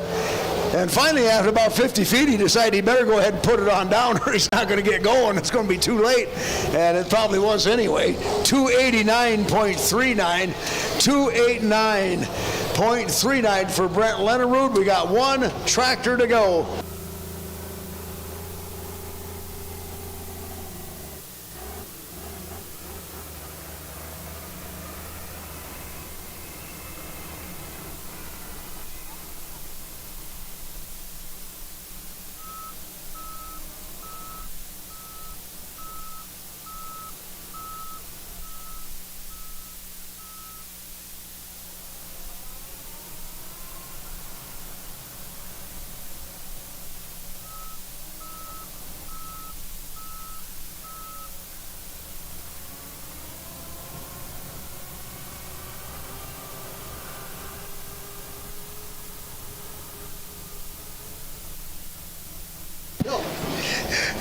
Here's our last tractor in the class. This is going to be Tony McDonald from Darlington with a tractor he calls Well Spent.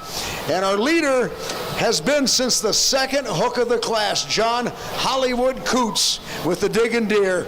He's out there at 329.35. And he did that with the second hook of the class. We've had a let's see what we had. We've had a 323 from Josh Dutton. We've had a 323 from Chris Lear. Other than that, nobody else come within sniffing distance of John Coots with the Diggin' Deer. But Tony McDonald, he's a candidate to do it.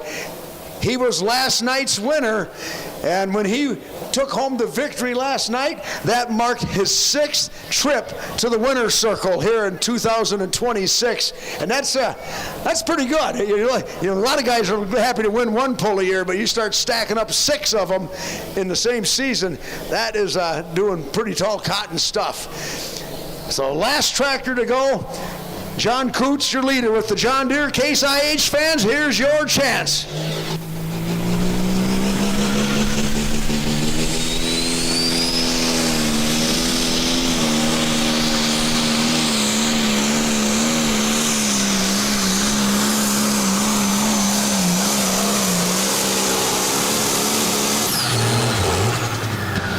Well, he's up there. I don't know if he's going to catch John Coots or not. He's got most of the sled past the 300-foot hash mark. We shall see if this is going to be enough. I don't know. And it's not going to be. 321.67 for Tony McDonald, 321.67 for the well spent. So Tony McDonald's reign of terror comes to an end. And we'll see where he finishes up. Here's how the whole class is going to go. 11th place, Adam Stevens with slow right. He really did not get it hooked up. Brent Leonard finishes in 10th. Bryce Ricklefs with the Red Revolver, 9th place. Aaron Geitzel with the Case, 8th here this afternoon. John Meyer Jr., 7th place. Chris Feller with the Wild Buck, 6th place. 5th place goes to Bill Smith with High Maintenance. And our last man down the track, Tony McDonald with Well Spent, he rolls home 4th. And the top 3 go like this. Chris Lear with the Badger Deer finishes in 3rd. Josh Dutton out of Darien with time for 4.1 more, 2nd place here this afternoon. And your winner with a pull of 329 feet, driving a 40-20 John Deere, John Coots. Congratulations, Hollywood. Coots, we call him Hollywood. Well, I got my buddy John Stranley back up here now, your usual announcer. I'm just filler today, but John, how was your ride in the truck today? You didn't snuff it online anyway. No, I didn't kill it at all. I was good. Yeah, I should have done better, but rookie. That's the deal. Rookie. Yeah, well, last night's winner, Tony McDonald, just what he finished, 3rd or 4th or whatever. So, yeah, it's hard to win all these things, that's for sure. The classes are too tough, and then you're playing the game of the track, moving things around, and I was early in the class and, moving things around, and then the guys found the hot spot, and they were gone. Yeah, Jared Ripp put it over on that left-hand sideline and rode it from start to finish. And he won last night, so I would say his truck is running at peak performance. And he struggled last year quite a bit, so he's happy to get that thing back up and running good. And my brother's been working on his truck, so he got 2nd with it. He's happy with that. Yeah, I asked him if he changed gears, and he gave me a big thumbs up. Yeah, he's been working on it. He was working on it this morning bright and early, so it shows. Yeah. Now, out of all them Pro Stock diesel trucks, how many of them are loading up and heading to Sandwich? I don't know. I didn't hear the total count, but I'm sure there's 4 or 5 of them probably going down there. Yeah, that's good. Them guys can get another hook in today. It's nice of the Badger State to accommodate them guys by running their class first so they can head on down and support another event. Besides them guys, you got it loaded up and you're out on the road, you might as well get another hook. And plus you support another event. And events like vehicles, so that's a good deal. Yeah, that helps out. And, there's other pullers here that have done that too. Other classes that we're going to go, Hot Farm, they want to pull early. They're going to go to another pull somewhere. So it's good. Badger State works together with everybody and makes the show good for Badger State and for the other ones down the road somewhere. We also have our raffle tickets with us. I brought my blue bag of raffle tickets. Our Badger State raffle going on again this year, folks. If you're interested in a ticket, come on up here and see me. We are selling tickets for $100 a piece. First prize is $25,000. Second prize is $15,000. And third prize is $10,000. So there's only 1,000 tickets sold. So come on up and get them. We always sell out more than a year, usually. Now, I'm perplexed about that. Do they 1099 you on that $25,000 if you win it? I'm probably pretty sure you get the old tax man comes there, Uncle Sam is going to get his due. He's going to win the raffle. Well, that'll be a problem for me because I'm living on a fixed income, and I can only make $24,400 this year. Well, you can always, just sign it over to me and I'd help you out. I think we could probably alleviate that somehow, but yeah, if you make too much money, then you fall under the 2-for-1 rule. So for every $2 you make over the limit, which is $24,400 this year, Uncle Sam, they want $1 back. Well, you retired guys make so much money anyway, if I get that mason jar full that I got in the backyard, when it gets full, then I'll worry about having too much money. Yeah. You got that 2-gallon one, that's why. Yeah, right. I already unscrewed my socks, so I got to go get my raffle money for the 50-50 that's going around here. Oh, there you go. You need to get in on that. And I don't know where they're at. You guys probably see better than I where the 50-50 is rolling around at. And get in on that.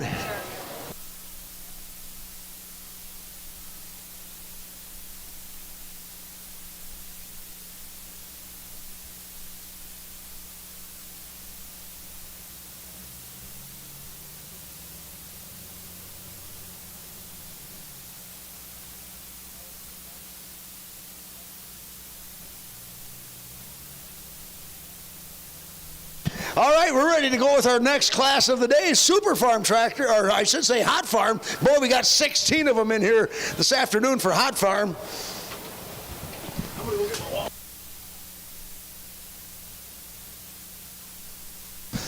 Good, strong class of Hot Farms. Mike Paulson out of DeForest, driving the 4255 John Deere. The Diamond Deere is the test puller in the class. And he's got a first and a second for sure with this thing this year. He's been doing pretty good. Him and Tracy both been having some pretty good luck with this tractor.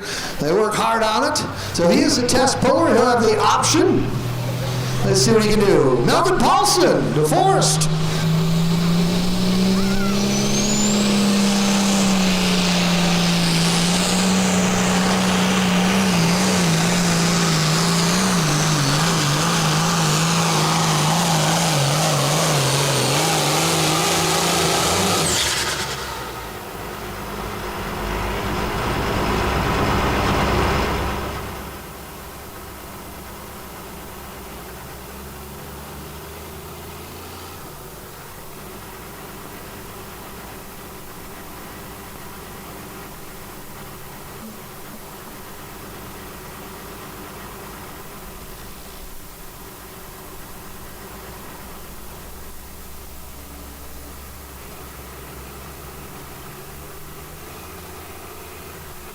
.318.390 for the Diamond Deere, Mike Paulson. 318.390. Up next, going to be Ben Hayen out of Milledgeville, Illinois, with dozing through. And Mike's going to keep his first hook there, and the sled is set. So we are underway in the Hot Farm class. 9,300 pounds. They're weighing in at 466 cubic inch. They must run a stock block, cylinder head, intake, and exhaust manifold. One turbo, 3-inch inlet and 3-inch outlet in this class. No intercooler, so they're running a big, long intake pipe on them. Egg chassis, so it's all cast all the way through from the factory. They're running the 20.8 by 38 tires, so you can run double cuts. There's a set of single cuts in here that have been running rather well here. Dozing through Ben Hayen. And Ben Hayen's one that puts on a great pull here at the Carroll County Fair down in Milledgeville, Illinois. That'll be coming up.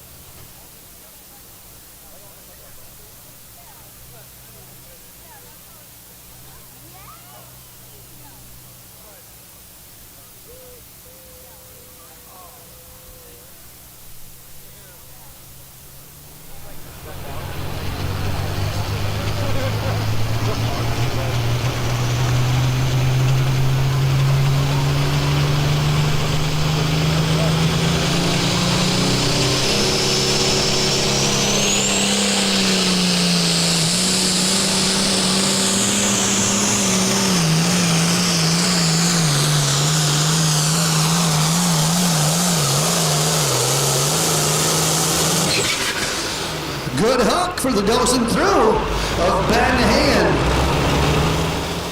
Yeah, he had the unfortunate experience of a week ago, Friday night at the Greene County Fair in Monroe, launching a turbocharger out the exhaust pipe right at the end of the run. He finished second, but cost him a turbo in the process. And normally, Hot Farm class, they're pretty easy on them, but it's the mileage, I think, that gets them. They get so many runs on them, and, everything's bound to go eventually. Yeah, and you were talking, I heard you talking a little bit earlier, John, that these guys do not run an intercooler. So when they launch a turbocharger, a lot of times some of them parts go right down into the engine. Yeah, it draws them right in there. 324.402 for Ben Hayen, 324.402. Up next, we're going to take a look at the Lee Roof Machine, the Fair Warning Case IH out of Darlington, Wisconsin. Want to thank some more of our good local sponsors. Want to thank the good folks at Helena Agri Enterprises. Also, electronic metal finishing, Wilbur Ellis Ag. Utica Seed, Top Line Crop Insurance, Marine Wildman taking care of that. Also Lake Ridge Bank, the Greene County Fall Nationals, and they're coming up September 12th, I think, but that's going off memory. And when you're my age and you're dealing with going off memory, that's a risky business. But I believe it says September 12th, the Greene County Fall Nationals coming back for the 20th year. Also want to thank Dutton Farms, Johnson's Tractor, the Willowdale Tavern, Jensen Rural Insurance, Rock Diesel, Chopir Tap, Target Laser, Mid-State Equipment, Holganics, and also the good folks at Faith Engineering. And I'll tell you, Faith Engineering, besides sponsoring the tractor pull here today, they do a tremendous amount of work here for the Thresheree. They've got a building over there plumb full dedicated to turn-of-the-century machine shop stuff. And they do a lot of work around here. They're just an asset to have. And, you know, we're 5 weeks away from the Thresheree kicking off here at the Thresherman's Park, and that's a highlight of the summer, to be sure.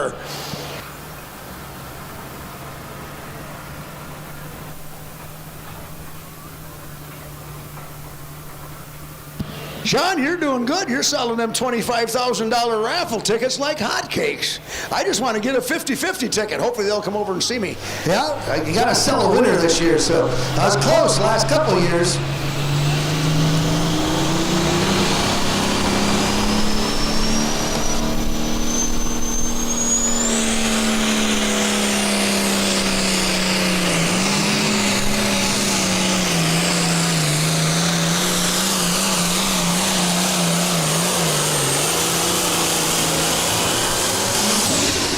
Well, they just keep taking it out further and further in this hot fun class.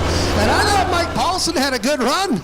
You know, I don't know what I'd have changed if I was him, you know, the Diamond Deer, the first pass going down through there. But these guys are hauling it out down there now. Lee Ruff setting a new mark to beat here in Hot Farm.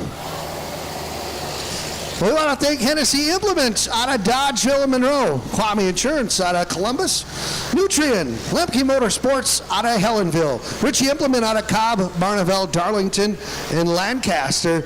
The distance for the fair warning, a mere 341.972. He pushes it way out there. Wow, he gave him fair warning, all right. It's like, watch this. Yeah, I'd say. Up next, going to be Overfueled. Rich Shooter out of Stoughton with his 1466. New competitor here with Badger State this year.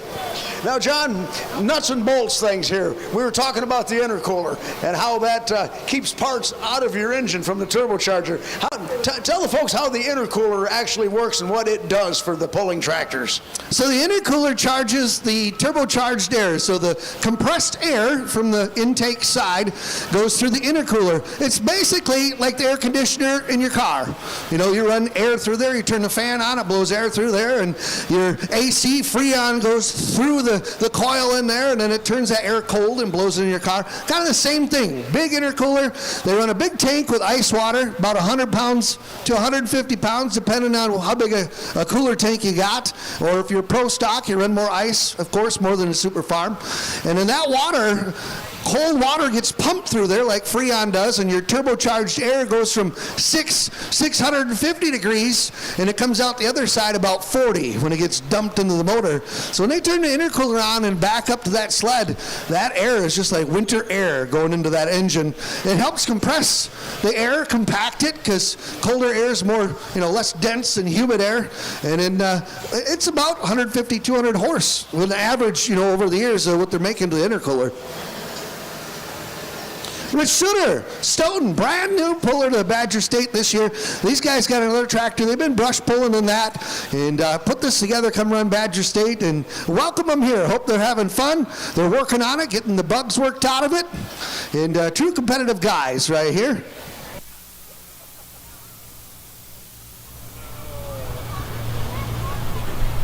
He gets ready to go. We also want to thank Holganics out of Westchester, Pennsylvania, and Slama Equipment out of Hillsboro.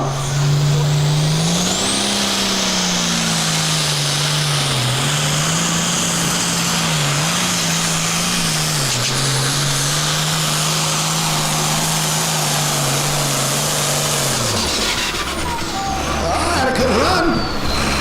You heard that jerk. That chirp was the turbocharger losing boost. They're about part ways down, you heard it chirp coming out the exhaust. And what happens is as you pull the RPM down far enough that the turbocharger isn't making the boost no more, and it come back to life. That tells me you got a good charger underneath the hood, and you get it to come back to life after that. Tire speed slows down, you can't keep the RPM up, so it's not driving that charger. 320.024, 320.024.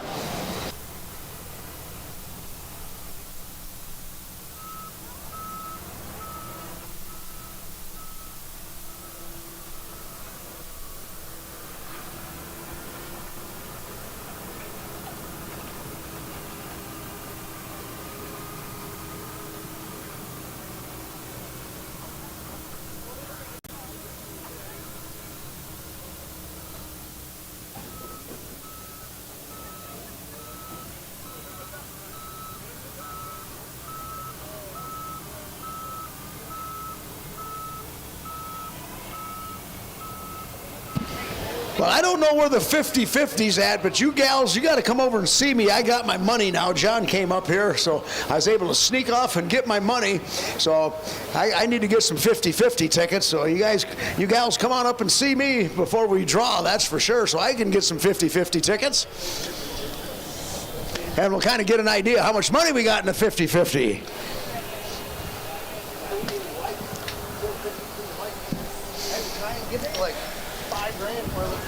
Some more of our good sponsors here for the 2026 Tobacco Town Showdown are MW Farms, Fertilizer Dealer Supply. Big thanks to them folks. Also Nelson Young Lumber and Farm City Elevator.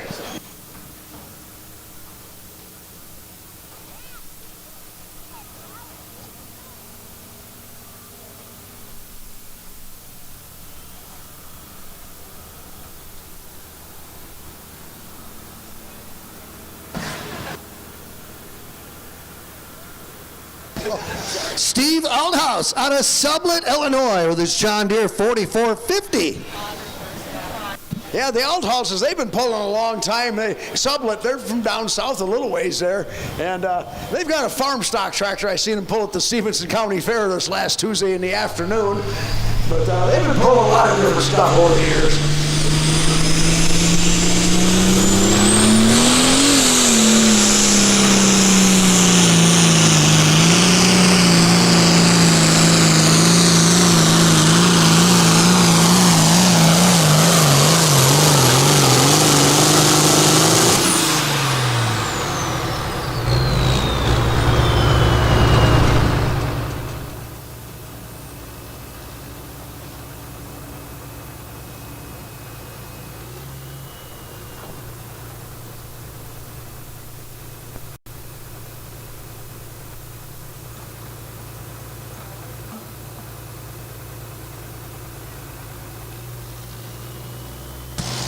$320.620, $320.620 for Steve Althouse. Your leader, the fair warning, sitting out there pretty proud. 341 in change currently. Second thus far is dozing through.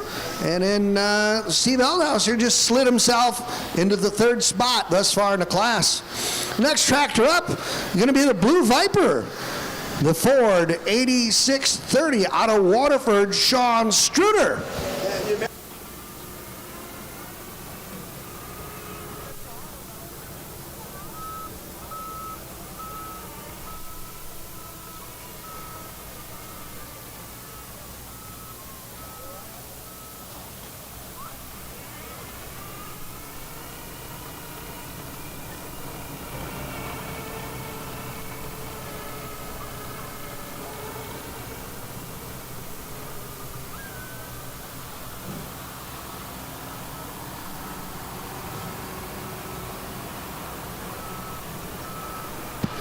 Beautiful Ford tractor backing up to the sled. The Blue Viper machine.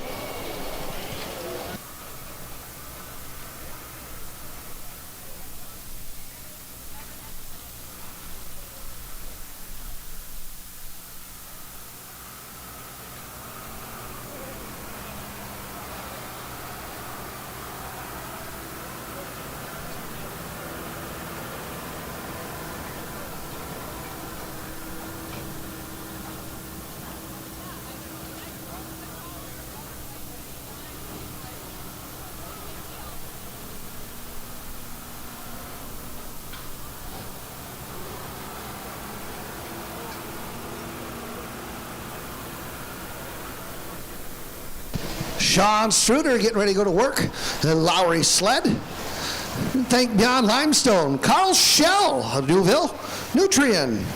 Boucher Auto Group. T&K Helgeson Incorporated out of Janesville. A lot of great food vendors over there too, so get some good grub.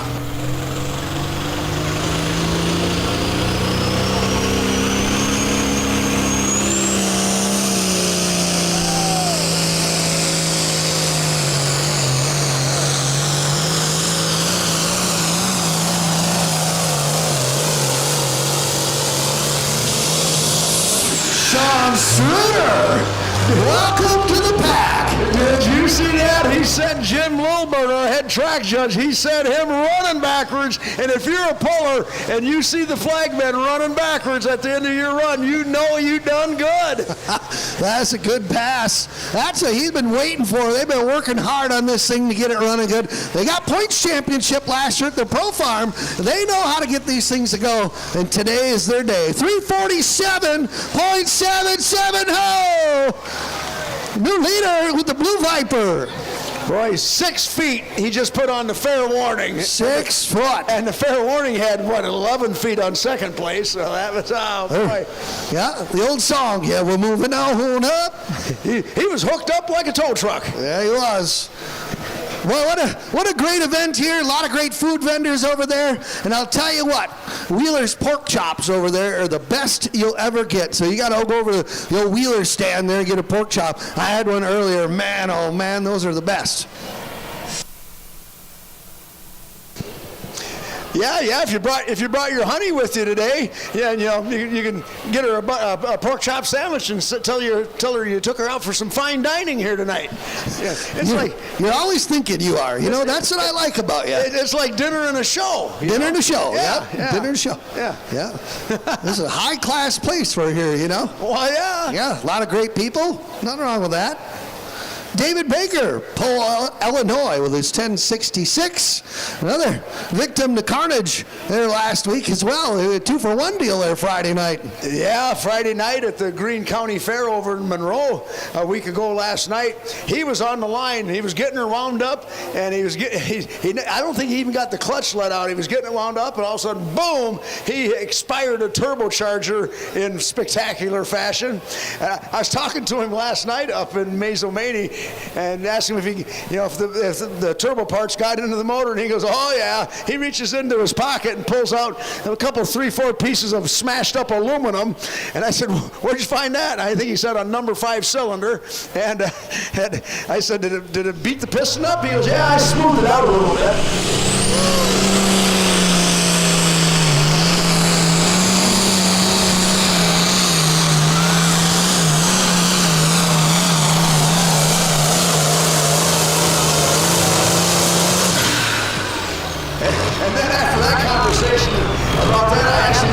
Turbocharger on it, and he laughed. He goes, yeah, well, new to me. So it was either something he had laying on the shelf, or he borrowed somebody else's used turbocharger, but it was new to him, but it got him back on track, so that's the main thing. 326.018. 326.018 for David Baker. Up next will be Ashley McDonald. Still broke. Case IH out of Darlington, Wisconsin. Want to thank the good folks at Two Brothers Bar, also Dan Balmer Farms, T. Gay Helgeson, Lilburn Farms, Badger Contractors Rental and Supply, Mike Niels Excavating, Ray Heron Farms, Jensen Rural Insurance, Rick's Eastside Pub and Grill, East Point Sports Pub, Station 51, Niedmeyer Farms, Shyla Excavating, and George Oxen Service. Some more of our great supporters here for our 2026 Tobacco Town Showdown. And we got Ashley McDonald coming to the sled. And Ashley, she won Rookie of the Year last year on the Badger State Circuit. And she won her first ever Badger State tractor pull hook Wednesday night. 3 days ago, 4 days ago? Wednesday night over in Monticello, Iowa at the Great Jones County Fair. She won her very first tractor pull. Her dad, Tony McDonald, he's a pretty good wheel man himself. He's got 6 wins on the year, backing her up to the sled. And she's a young gal. I think she might be 18 years old. Yep, graduated high school, going to be going on to college. Where's she going to college at? Can't answer that. Okay, well, just checking it out, see what you know. This tractor is a twin to her dad's tractor. The chassis, everything, the tin work, all of it. Yep. The tin work and all the body work on this tractor and her dad's was done here in Edgerton over the K&K Specialties. Craig Wildman put all the tin work on these. All right, Ashley gets the slack out of the chain. They call this one still broke. Her dad's tractor's called well spent. This one's still broke. And I don't know about you, I don't know if you hear, John, when I'm announcing you and your brother's trucks, and you're out of hand and out of patience, I say, if it was me, I'd be out of money. Out of money, yep.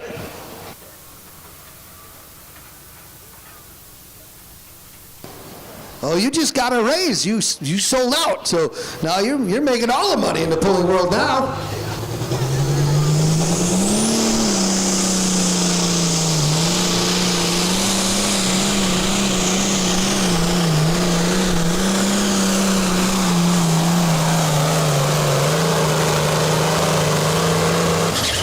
Good run, getting it right in there. Darn good run. I'd say Ashley's got a fan club out there.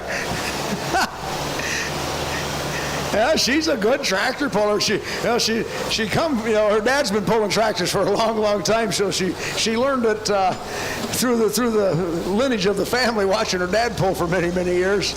She's pretty good at it. 332.414, 332.414. I believe that puts her in third thus far. Good run. Oh, look at this, Stacy. Good old-fashioned ice cream. You're killing me, John. It looks good. I'll let you know here in a second. You better eat it before it becomes soft serve. Yeah?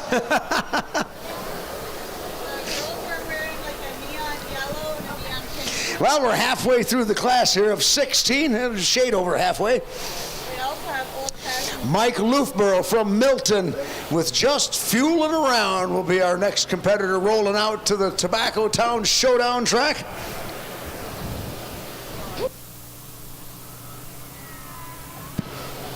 Yeah, Labor Day weekend just around the corner. That's when this place really jumps to life here at the Threshermen's Park. The Rock River Thresheree. I don't know how many years it's been going, but it's been going for a long, long time. And it is, I don't get to a lot of other thresheries to be able to have what to compare it with, but I believe it's got to be one of the largest in the country. Labor Day weekend, they start on Friday and go through Monday. All kinds of stuff going on. The pile driver driving piles, and the steam locomotive running around the grounds. The parade of power in the bowl every day at 2 o'clock. Steam engines lumbering around all over the place. We got a shingle mill going all the time, and just all kinds of threshing demonstrations. They'll get out behind us in this field, and they'll harvest all that, and then they'll plow it up with some steam engines, pulling some plows. Pretty cool stuff. You can spend a whole day, or better yet, spend a couple of days. They usually got a car show here too during that time out back, car show. Then the old tractors shoot fire at night, and then some of the old cars from the Tired Iron Group shoot fire at night out here too. That's pretty cool to see. Yeah, that's right. They do a spark show with one of the steam engines too. Yeah, that's right. It's pretty cool. They had a horse pull here a couple of years ago.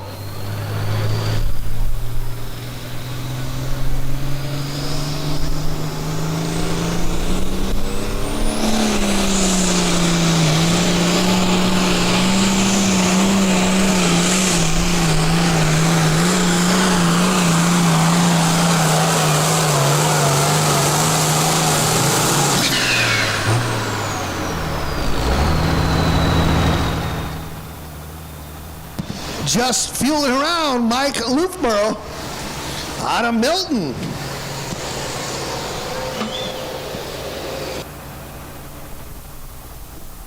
.327.084 for Mike Loofborough. Yeah, and I got to tell you, folks, the beer stand's running full bore down here on the I guess an infield side or whatever you want to call it down here. The old bin that's been hollowed out in the middle. That's our beer stand, and it's $4 a beer or 6 for $20. You know what that means? Buy 5, get 1 free. There you go. That's a deal. You got that figured out. Yeah, I got my timeses and goes intos there. I'd say. John Sisolak that helps out. He's actually in the little grading skid loader there. He's the one that built that bin there for the beer tent there. Did a great job. All concrete work, the stamped concrete work. If you're interested in stuff like that, you better talk to him. He does some fine work. Yeah, that's a snazzy bin. Usually see him repurposed, not brand new construction. I know it. The Casual Encounter out of Highland, Wisconsin, driven by Lane Meyer. Again, he drove it, where was he driving? Chopir. I don't think they could make it, so it was sitting there, and of course Lane says, well, you guys going? Nope. You want me to take it? Sure. So they loaded it up and went. You know, the Meyer boys, they're not going to stand to see a hot farm sit around, you know? Yeah, no, they'll jump on anything. They'll pull it. They'll drive it. You betcha. Yeah, I think Lane's single, too. I think, yeah, he's single again. So any of the ladies, he's a nice young strapping man. There you go. Hey, so's Ashley. We might be onto something here. Oh, that could be. Yeah, never know.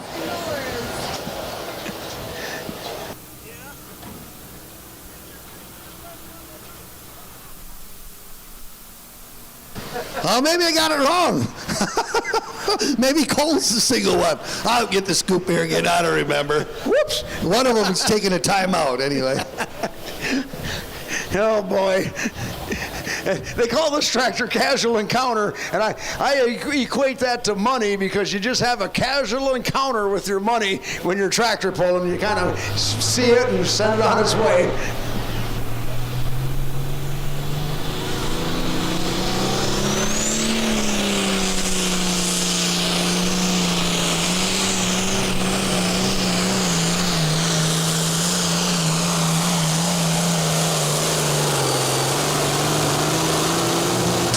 Well, I got a good wheelman there, that's for sure. Yeah, I go by how much of the sled they get past the hash mark that marks 300 feet, and he's got the whole thing past it, and then some.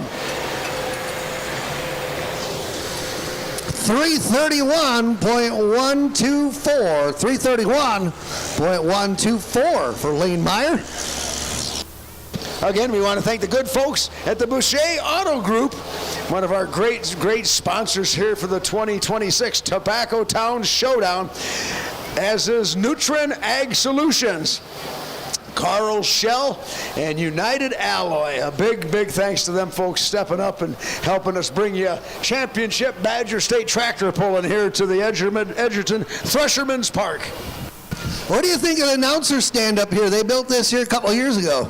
Yeah, this baby's pretty fancy. Nice and roomy, you Nice. betcha. Yeah, we used to be on the other side of the track over there. They kind of had like an old band trailer type deal that we were on before, and then had that for a few years. Then they built this over here and did a fine job. I think they're pounding the last nails in it. Is pull day, the morning of pull day, to get it done. But it's great. Nice roof on it. Good breeze up here, high above everything. See everything nice. And today it's with the prevailing wind out of the west going to the east. It's a good spot there too, because we're not getting choked out with a lot of smoke. Nope, not at all. We're bringing Craig Whitaker to the line. True Blue out of Monroe, New Holland T7 210.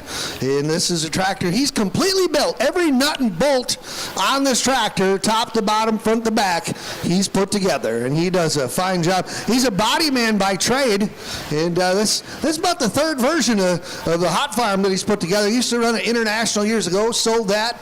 His other tractor went out east. I think that's in like a light pro division or something now, but yeah, nice piece here. He does fine work. Oh yeah, it's a thing of beauty. He's very much a craftsman at putting fit and finish on one of these pulling tractors. Yeah, and like you say, he builds one, runs it a couple, 3 years, sells it, and builds another one.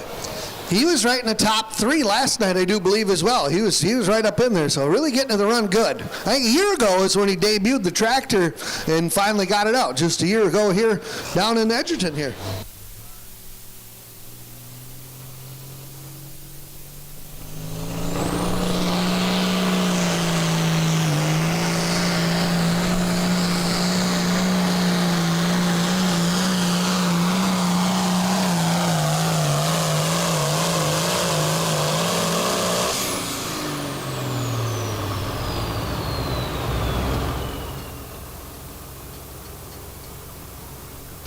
Well, if anybody finds a set of keys with a blue carabiner on it and a medical tag, please bring them up here.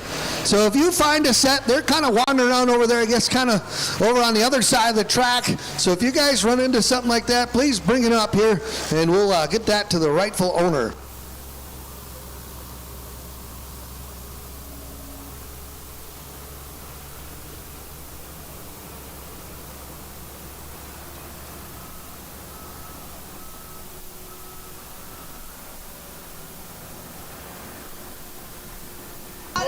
$333.972, fourth place. 333.972.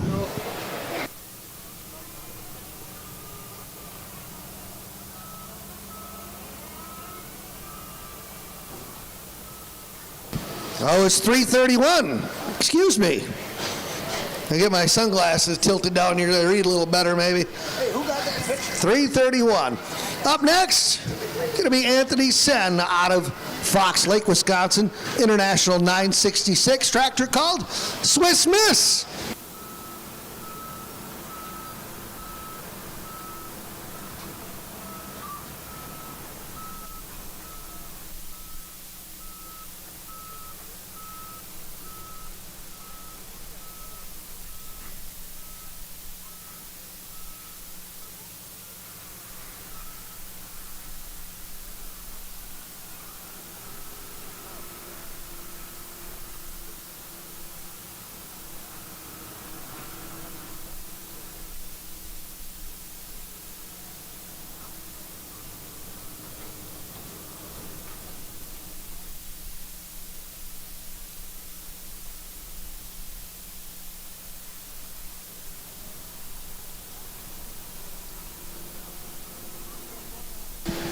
Five more tractors to go in Hot Farm.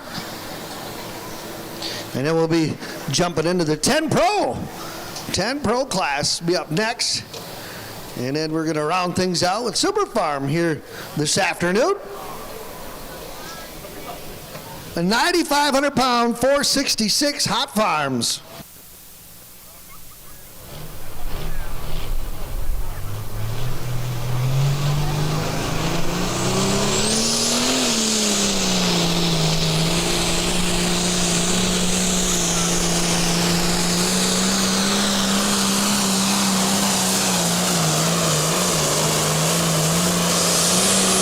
The Swiss Miss just kept digging. He found a good spot there on the track.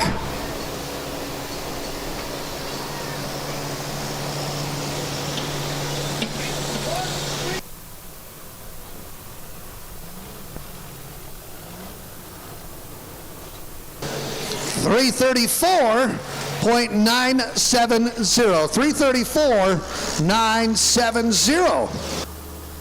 And that's going to bring up the next competitor, Warren Loofborough, out of Milton with this Case IH tractor called Still Fueling Around.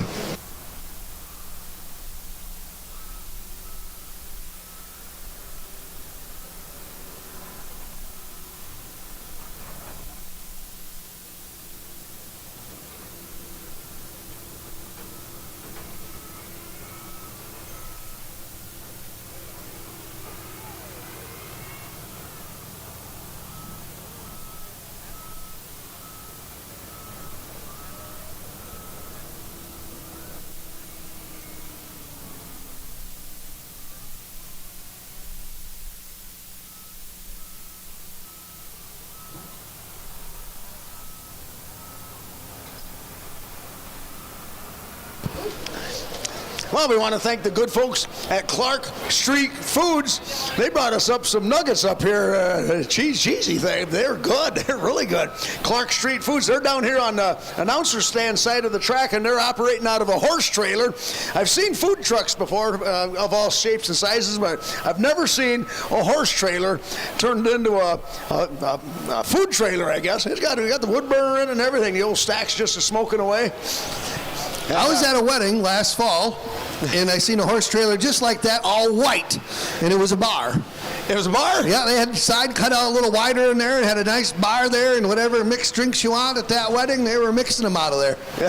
And if you had too much to drink, you just got on your horse and rode. There you go.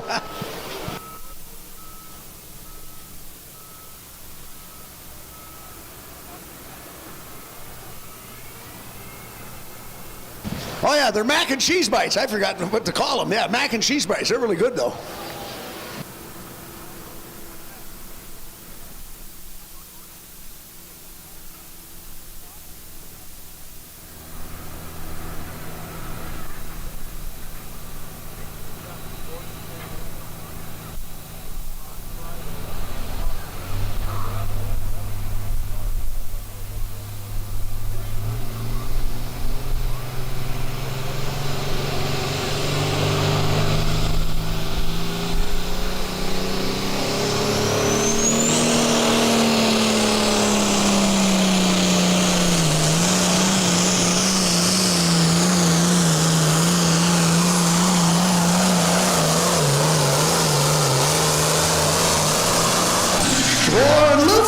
Ladies and gentlemen, he's got a hot rod here today. Boy, the local boys are looking pretty good. That's Warren. That's Pops. Yeah, that's Warren. You know, he's probably the hardest person on himself. You know, at times driving wise, he could drive that thing, and has done it a long time here. And boy, it just shows you right there. I don't want to ever hear him say, "I can't do it no more." Baloney. What a run. 3:45.332 puts him in second. Good for second. That was a nice run. That lives right up to that bumper sticker where it says "Old Guys Rule." Yep. You got one? No, but I need to get one. Oh, okay. I'll give a copy to Warren there. There you go. I'll tell you, I got to hand it to the Lowry boys bringing their sled up here today out of Reynolds, Indiana. I don't know if they've ever even hooked anything in Wisconsin before. They've never been here for sure. But boy, their sled settings are spot on today. They're doing a great job. And thank them guys for coming up out of Reynolds, Indiana. This is one of Ray and Roy's sons. He told me his first name. I can't remember it now. But he runs this sled. That's the only sled he runs. He runs it all summer, about 45 to 48 events he'll do with this sled this summer. Wow, yeah, that's a lot. And they become one with it, you know. The more seat time you get, it's just like a pulling vehicle. The more you got the feel for it, and you kind of know. You see the dirt, you see the track, you know what classes are pulling, you know about what horsepower, and you're like, I think we're going to run third gear in the box, 3 weights, set the trips, let's roll. Yeah, and they're doing a very fine job here for us today. The weight transfer sled too, you know, there's 2 trips on there. So you see the back of the pan is up there at starting line. As the box comes forward, it hits the first trip, you'll watch the back of the pan drop and drag on the ground. And when the box tops out, it hits the second one and it pushes the pan in the ground. And on the bottom of the pan, there's grouser bars in there, and they're like a chevron shape. They hang down about 2 inches, and that's where all the dirt kind of funnels through, binds up, creates friction, and all the weight on it brings them to a stop. The weight box, I believe they hold 8 or 9 weights. Might even be 10, depending on the one here. I didn't look at the box to count them, but each weight in the box weighs 2,000 pounds.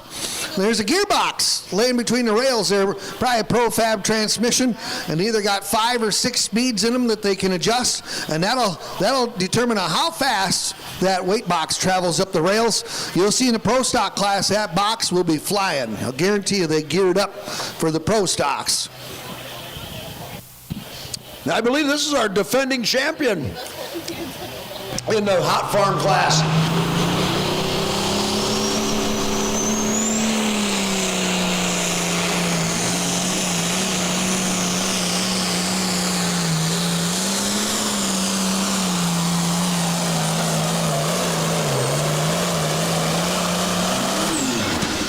Yeah, he runs her right into the end down there as well. You know, this shows track here today is pretty solid all the way through. As the competitors early in the class had some good runs, later on in the class here, so it's not a runaway deal, a first hook, or runaway deal last hook, but they're getting it figured out. 3:45.466. and that's good for second. But just bumping out Warren Loopborough. Warren goes down to the third spot. We got 2 tractors left. Last night's winner coming out here next, the Hustlin' Harvester out of Broadhead, Wisconsin, with his 1066 International, Rod Haugen.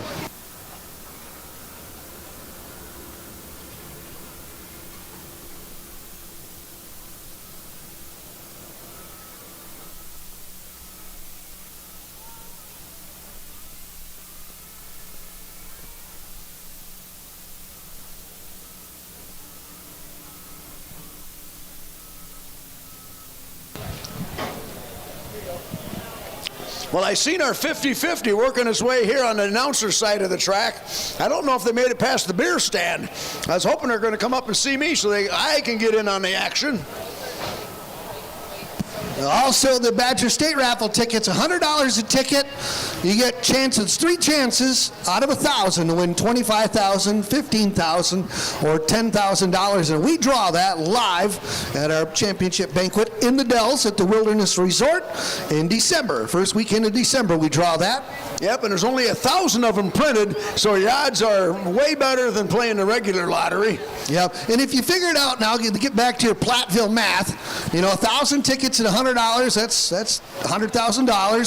So $50,000 gets paid out, and then the other 50 helps with our children's hospital routine. So we raise a lot of money for UW Children's Hospital. Last year we raised over $160,000 with all you fans helping us out.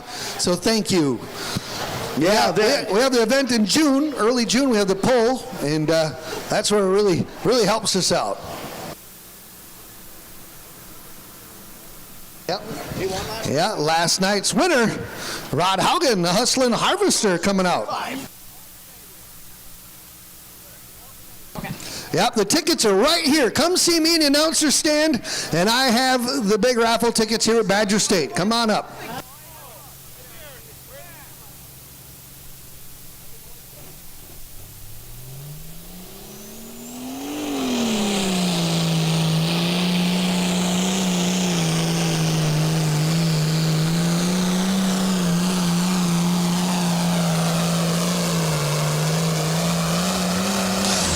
Rod Haugen getting in the mix. Definitely getting in the mix up there.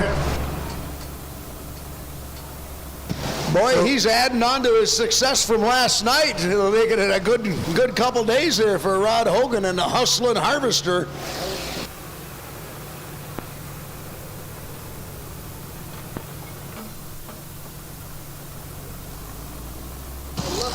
And Rod Haugen, he hauls the sled out to 349.68, and that's going to be your new leader. 349.68. Boy, Rod Haugen's having himself a pretty good weekend here. 1 to go, 1 more to go. So he's only got to sweat out 1 tractor, where guys earlier get the lead and they're going to wait for the rest of the class to come through. Cole Meyer out of Monroe, last competitor with the 466 Express. This was their grandpa's tractor, and we lost Papa John a few years ago now. Time flies by too fast, and he was one of the big proprietors here at Hot Farm with Badger State, and won a lot of polls at the Winter National polls there in Gordyville with this tractor, and he passed away. The grandsons here took over driving, and now this year, Stacy, they bought the tractor from Grandma, so they are now the sole owners of Grandpa's tractor. That's it. Grandpa John Sr. ran it for many years, then the kids ran it. Dan and John Jr., they ran it for many years, and now the grandkids are running it. I think, if you go back in time, this tractor itself has probably been down to the pulling track more times than most any other tractor in the country. It's got a lot of runs on her. Yeah, we were talking about this in Milledgeville many years ago when John Sr. was still alive, and he was thinking at that point, he was counting the years, and we were adding how many, on average, how many runs a year, and it has probably been down the track 1,000 times at that point, and that was a long time ago. competitive tractor too. They've got her up points championship a couple times, and this is a tough class. This is a tough class with Badger State. It's a game of chess, the old Hot Farm class. And end of the year, you know, the points race is decided at the last event. Nobody runs away with it in this class. They share it.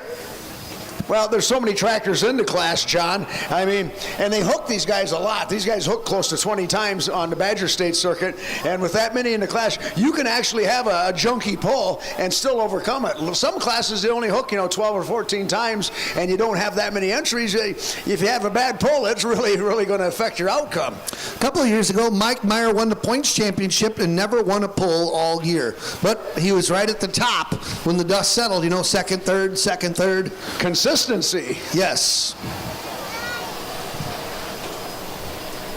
Cole Meyer behind the wheel. Last competitor in Hot Farm here this afternoon. Yeah, you guys are looking for the $25,000 raffle tickets. John Stranley, he's got them up here at the announcer stand. They're in this little blue bag. We got them on right here. We got a pen. You can fill them out. They're $100 a piece. We only print 1,000 of them. And you can win $25,000, $15,000, or $10,000. And if you buy a couple of them, you can win multiple times if you're lucky enough. But we got them right up here at the announcer stand, and the proceeds go to the wonderful cause, the American Family Children's Hospital, which the Badger State's been able to donate $1 million to over the years. Yeah, last year Badger State went over the $1 million mark. So thanks to help with all you fans, we were able to do that. Here we go, Cole Meyer, the 466 Express.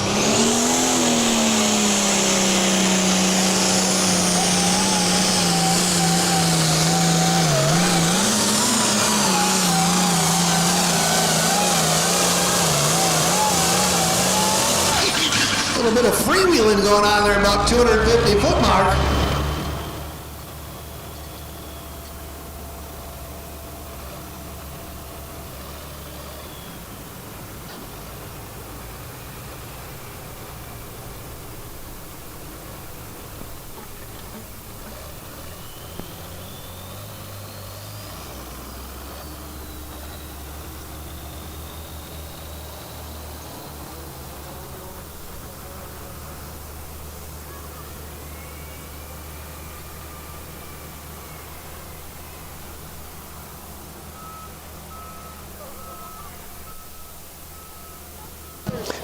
We got our 50-50 ladies up here, and they just sat down. They're going to work. They're counting the money, and they're getting all the tickets tore off. And there's a pile of money. Ooh, boy. The rundown for Hot Farm goes as such. The Diamond Deer coming in the 16th spot with Mike Paulson. Rich Suter over Fuel in 15th. The John Deere 4450 of Steve Outhouse in 14th. 13th going to be dozing through Ben Hayen. The 1066 of David Baker in 12th. Just fueling around Mike Loofborough in 11th. 10th going to Lane Meyer of the Casual Encounter. True Blue, Craig Whitaker in 9th. Still broke, Ashley McDonald in 8th. The Swiss Miss of Anthony Sen in 7th. The 466 Express, Cole Meyer in 6th. Fair Warning, Lee Roof in the 5th spot. 4th place, going to Still Fueling Around, Warren Loofborough. 3rd, going to Mama's Money Reloaded, Dominic Holgroffer. In the Blue Viper, Sean Struder taking number 2. And your winner here again, back-to-back winner out of Broadhead, Rod Huggan, the Hustlin' Harvester. Well, that's two pullers we've had win back-to-back last night and today. Jared Ripp in Pro Stock Diesel 4-wheel drive trucks was able to pull off the daily double also. Well, they're loading the boat for 10,000-pound Pro Stocks. You stand up, stretch your legs a little bit. It's going to take a couple of minutes. You see them down there in the starting line area. They got the telehandler down there. And those are 2,000-pound weights that they're putting in the weight box of the Lowry weight transfer machine. So it'll just take a couple of minutes, and we will be bringing it out. We got a half a dozen 10,000-pound Pro Stocks we're going to bring to the line. And check out all the food carts and stuff around here. A lot of great food on the grounds here. Good lemonade up there up on the hill as well. And if you got hankering for a good pork chop, Dave Wheeler's stand over there. Best pork chops I don't know I've ever had anywhere, that's for sure. And if they still have any left, which I don't know if they will or not when we're done, I'm definitely going to go get one more before the day is over.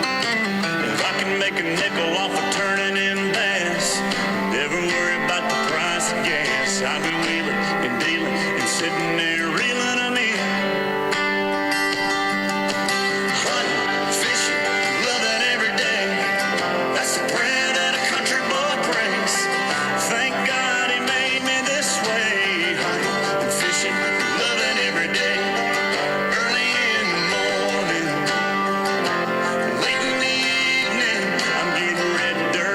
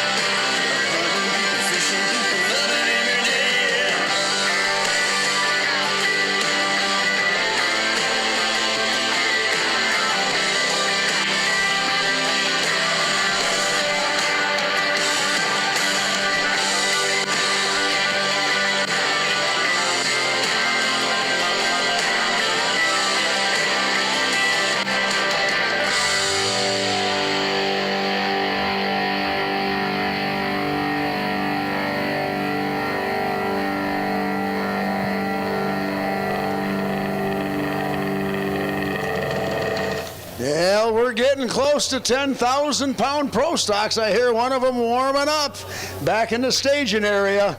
We got a half a dozen of them entered up here today.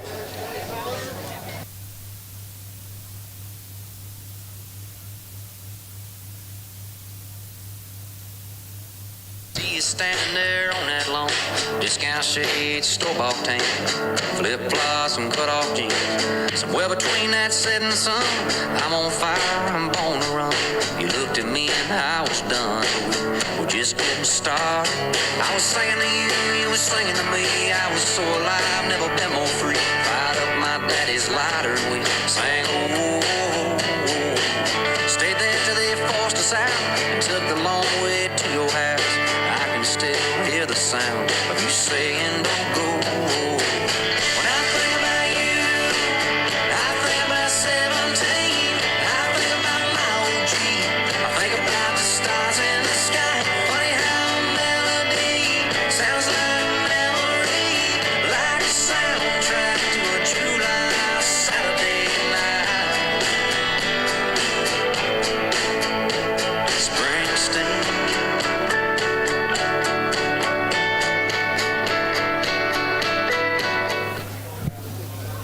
Well, it's just about time.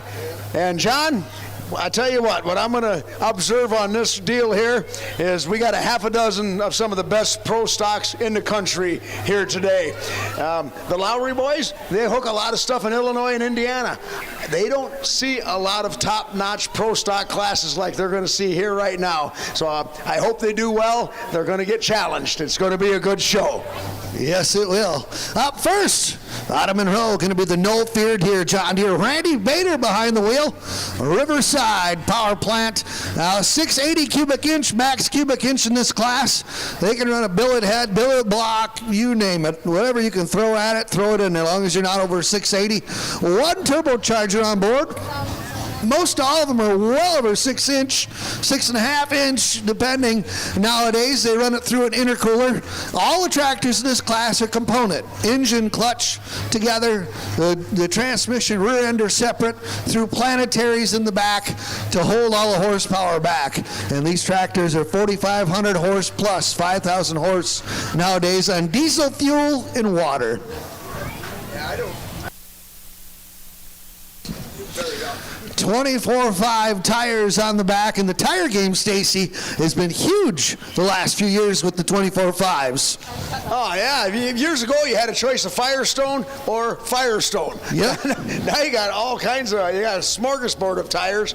I watched them down there load the sled up. They put quite a bit of weight in her. Let's see how this is going to work out. 10,000-pound pro stocks. Are you folks ready for pro stock action?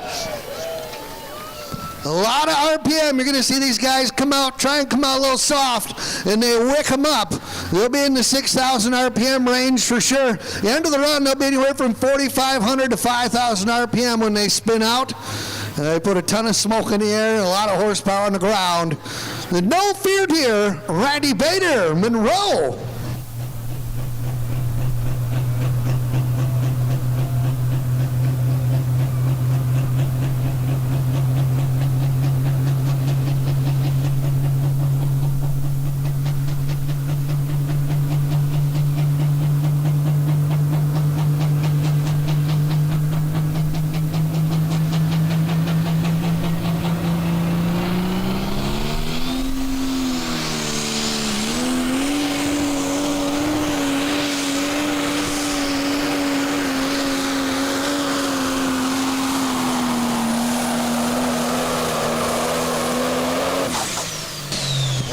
Kept a good handle on him, but a nice run for Randy Bader.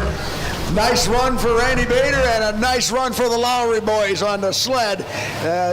They handled this very, very well. Let them boys get up and run and get on down the track.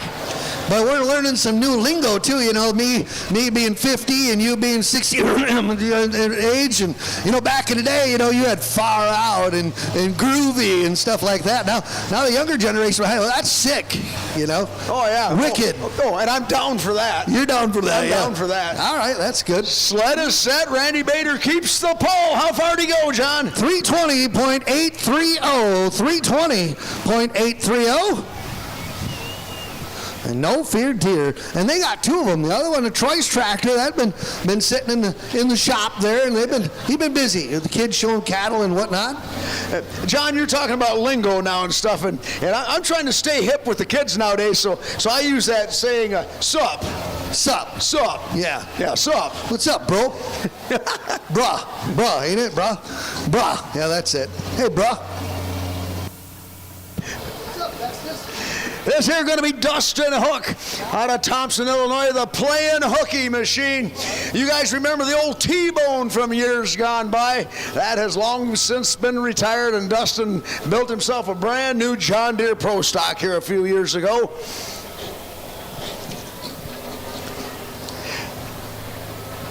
Ah, they're moving the sled around already. Yeah, and Ryan Kelly, he does a podcast on the old interweb there. I see him on Facebook, but he spent about an hour and a half down at Dustin Hook's shop here a few weeks ago, and they had a nice wide-ranging conversation about tractor pulling and farming and everything. And if you look it up on the old interweb, you'll find it.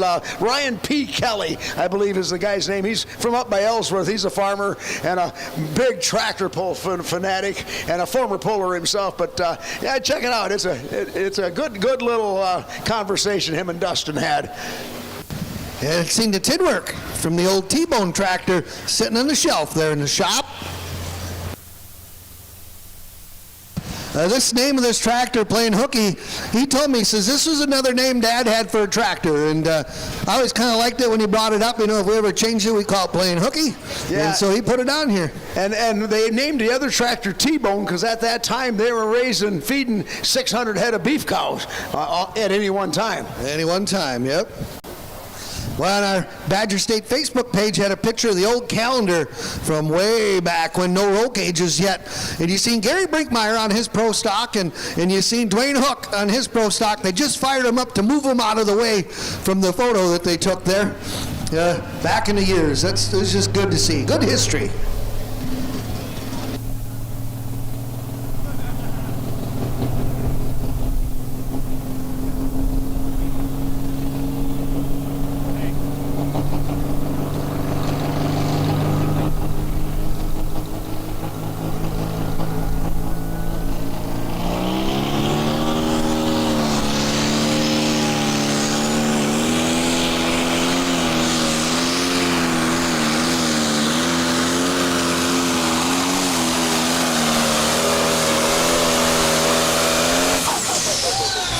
Dustin Hook turning the dirt down there. That's what you call aerating the soil. Aerating soil. Oh, man. He was hard at it. And you were talking about tires before too, John. You know, years ago, Firestone's was your choice, and then they came out with the whole shot pullers, and then they come out with Parks pullers. Parks. And now we got Mitas. Mitas. Now Parks is redone now. The old Parks pullers are now bought by Hawthorne, I do believe. Isn't that the tire they bought? No, they bought the whole shot outfit. The whole shots. The pro pullers. The pro pullers. Pro pullers. That's it. Now we missed one. So yeah, that's the line. Pro pullers. Yeah, that's the line they bought out was the pro puller line, and yeah, it's and you talk to some of these guys, and just about every one of them that run on these 24.5 tires has got another set sitting in the machine shed that they had taken off somewhere. Yeah. Yeah. So yeah, Mark Hawthorne and Chad Mayhill bought those tires. Now we're getting it. Scoop Butson, you got the scoop. We get this stuff figured out. 338.200 for playing hooky. He's out there a ways. Jason Malder at the helm of the red Cadillac, 966 International out of Kent, Illinois, coming to the starting line. 18 feet, Dustin Hook takes over the #1 spot. That's a statement run there. That's telling the guys, there you go, take a shot at it. He had quite mid-track speed. I think after seeing Randy run down through there, Dustin Hook reached down in the gearbox and grabbed a higher gear. These guys here run a 5-speed profab in them, so they got 5 gears to choose from. That's kind of too many, ain't it? Did they have that big a choice? Yeah, I've heard some guys say they took the 5-speed out and put 3 in because 5 was just too many choices. Yeah, could be. Yeah, you got to have reverse, so that's one you count on. And you got to have a trailer gear to load up in. Yeah, low gear, yeah. Or a lot of these guys call the Louisville gear. Right. They're running indoors. Louisville track, very short track they run on down there, so they put a slow gear in them and wick them up quick. Well, the Molitors coming to the line. Jason Molitor, the Molitor family. Jason's mom and dad, they were the ones shooting the T-shirts out into the stands earlier this afternoon. And this is their boy. He's getting in the seat. Frank still drives it on occasion, and Jason getting to drive it today. So it's been a big week for the Molitor family. Frank and Janine celebrating their 42nd wedding anniversary, and they've taken a hankering to shooting T-shirts into the crowds nowadays. And now Jason getting in the seat of the Molitor family red Cadillac Pro Stock.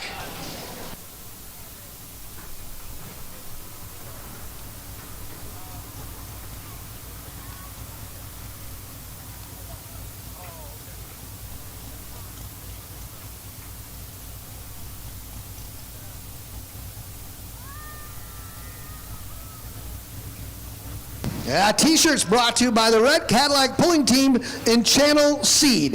That's who's sponsoring it when they're out shooting them out here.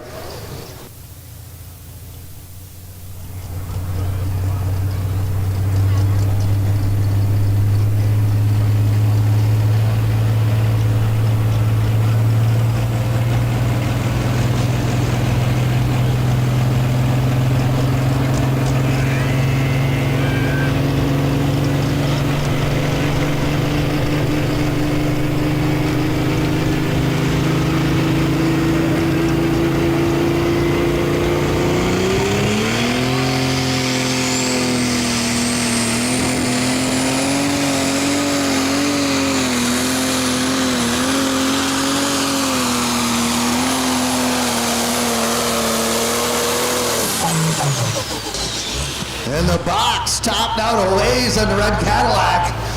Looking, trying to see how many blocks are there. 8 blocks. 8 blocks in the sled. Wow. Yeah, that's loaded up pretty good, but he doesn't have any on the pan. Nope, not on the pan. Yeah, down at Monroe Friday night, we seen Josh Jacobs with the Terminator sled. He had 2 blocks on the pan, which I thought, oh boy, but it worked out good. And you can see the grouser bars hanging out from the bottom of that thing as he backs up. As he backs up, you look at the rear end of the pan right in front of the big tires that are driving the sled back. You can see the grouser bars hanging down. They are pretty aggressive grouser bars. 305.232, 305.232 for the red Cadillac. You heard the red Cadillac there kind of spitting and sputtering. They were sitting out at the line there. When they back in, they turn the intercooler on like I told you.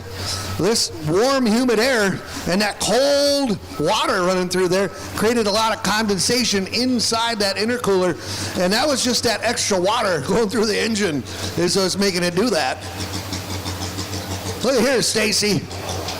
The Foolish Pleasure. This tractor been pulling with, well, one form or another of Brinkmeyer, been pulling with Badger State since 1974. Yeah, I always refer to it as the world-famous Foolish Pleasure. It was a couple years ago that the Badger State tractor pullers were celebrating their 50th anniversary, and Gary Brinkmeyer was celebrating 50 years of pulling with the Badger State tractor pullers. That's a pretty remarkable feat. And the grandkids have been running. I think half a dozen grandkids drive the tractor on occasion. Yeah, they've all driven pulling tractors in the family.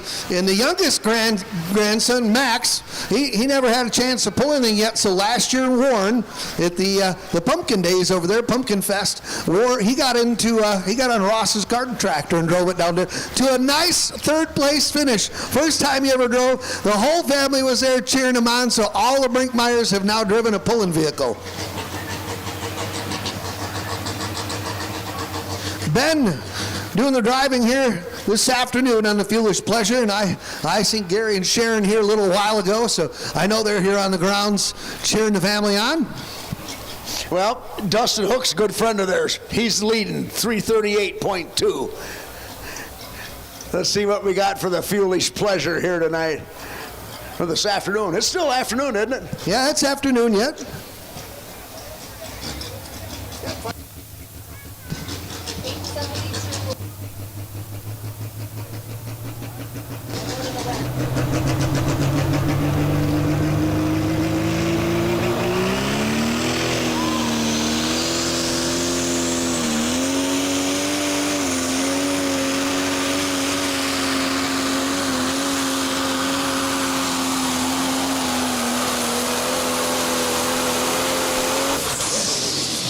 And he's turning the dirt with that Lemke horsepower. It ain't lacking for horsepower, that's for sure. He was really humming the hides on that machine. He did a little back pedal and he come off the starting line down there. That's a nice little trick you fans watch. Is what they do is they go full throttle. They click it, they pull it back and get right back into it again, but they do it ever so fast. Yeah. You got to be paying attention to hear it. You know, years ago you didn't dare do that because you'd get under the turbocharger and it wouldn't recover. But these guys, their driving prowess is unmatched by any. They really are very quick at it and they're able to get it lit back up. But right now what they're trying to do is get the hole shot. That's what Dustin Hook got. He got a good hole shot, but he moved the sled over a little bit. Now I'm ready to see if one of these last couple competitors move the sled to one side or the other. I'm waiting to see someone move it back over here to the left, because now there's some shade down there on the left-hand side as they're sitting in the seat. It might be a good hot spot there. And that's what we're doing. Greg Elsing moving it over. Yeah. Look at that. And I was just going to say, I would try that left side because Jared Ripp made it look really, really good. And nobody's really been over there in quite a while. And here comes the T8 Tomcat. Greg Elsing out of Prairie du Sac, Wisconsin. Coming out, T8 Tomcat, sponsored by Hennessy Implement. And his boy Avery there getting him backed in. And this tractor got a win this year as well already. And he puts the sled way over on the left-hand side of the track. And I think it's safe to say Greg is probably enjoying his most successful year in Pro Stock since he's got into the Pro Stock class. He won last Friday night in Monroe at the Greene County Fair. They ran a little Triple Crown sweep of 3 pulls between Jefferson, Baraboo, and Darlington for the Pro Stock class with a bunch of extra added money. And they took the best average finish out of that class from them 3 events, and the best finisher was Greg Elsing, and he won himself an extra $10,000 for 3 days work. 3 pulls in 4 days, so you had to keep the thing running too. Yeah, a lot of maintenance going on. The hood was open all the time. Well, let's see what he's got for the rest of the clan here today. Lemke horsepower underneath the hood of the old Tomcat as well. She's a little hot rod this year. Yeah, he's putting it way over here on the left-hand side of the track. He's giving it a shot. It's the old hero or zero is what we're going to see. Dustin Hook sits out there at 3:38. That's a pretty stout statement. Like an old locomotive sitting down there. Listen to her.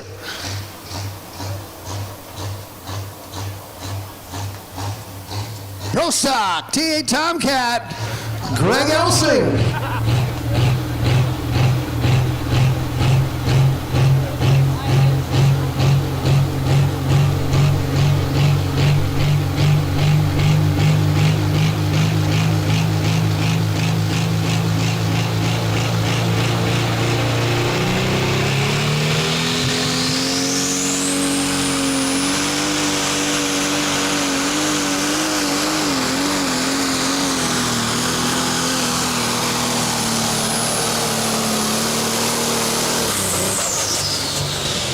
Not staying hooked in like he wanted.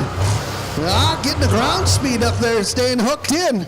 You seen the front end up, but it was kind of bobbling down through there. The good part, if you can load it up and it's not broke, that's a win. Yeah, it's still running as they unhook him from the sled. He's going to drive it off the track, so that in itself is a victory. But again, he just boiled the tires off the line and never got any traction to speak of. 295.444. 295.444. One more to go in this Pro Stock class, Stacy. We got the California Kid coming up. Yep, I can tell you a little bit about this. I got to talk to Everett Powell last night quite a bit up there in Mazomanie. And Everett Powell comes in from Escalon, California. And this is a brand new Pro Stock tractor that they got. The tractor sits at Josh Blackburn's shop over in Cuba City. And Everett's son, Trent, pulled the four-wheel drive truck truck earlier. What was the name of that? It's American Ranch Hand, the Ranch Hand truck. Yes, his son pulled the Ranch Hand truck earlier this afternoon in the diesel four-wheel drive truck class, and now Everett, Dad, is getting in the seat of the Pro Stock tractor for the very first time. He's never driven this tractor before. Which one? Who drove the Super Farm today? His other son. Oh, was it? Yeah, he's got, no, his Super Farm has, let's see here. Yeah, Super Farm's coming up, and his Tyler's going to drive that. Yep, his other son's going to run it, Tyler. Tyler's going to run it. So these guys, this family, they come out of Escalon, California. They got a Pro Stock diesel four-wheel drive truck, a Super Farm tractor, and this brand new to them 10,000-pound Pro Stock tractor. And Josh Blackburn has wheeled this tractor a few times this year. Actually, he won the first pull with it up in Sauk City. At the benefit pull. Yeah. Last night, Everett, he drove the Super Farm tractor to victory up in Mazomanie, and he was ecstatic, to say the least. A super nice guy. They run a huge crane business out in California. They'll set anything from highline towers to HVAC units on the top of a 20-story building. Anything that needs to be lifted and set, they will do it. And they got, I don't know how many cranes they said. They got two yards located in Southern California for their business, and they got 3 pulling rigs, and they leave them in Cuba City, Wisconsin, and come fly back and forth to pull them on the Badger State Circuit. That's pretty cool. That's cool. They love pulling out here too. You know, the tracks aren't. They told us tracks aren't as good out there back home as you guys have here, and it's just phenomenal to come here. He said. And Everett's one son, Trent, that runs the four-wheel drive truck, he actually works at Blackburn's now. Oh yeah, he's serving an apprenticeship there, I guess. I don't know. They left him there last fall. Yeah, and he's been there ever since. So we changed the name of this one at the benefit pull. That little boy Tucker, his family came, was our host family from UW Children's Hospital, and Tucker is wearing a John Deere hat, and I set him up in the tractor there, and he gave this tractor some good luck up there. Old Tucker's toy, we called it, for the night. Yeah, now Everett, he won the Super Farm class last night, and that was the first time he drove the Super Farm tractor all year. This is the first time he's ever driven the Pro Stock. Here we go. We watch him go to work. Everett Powell, the California kid.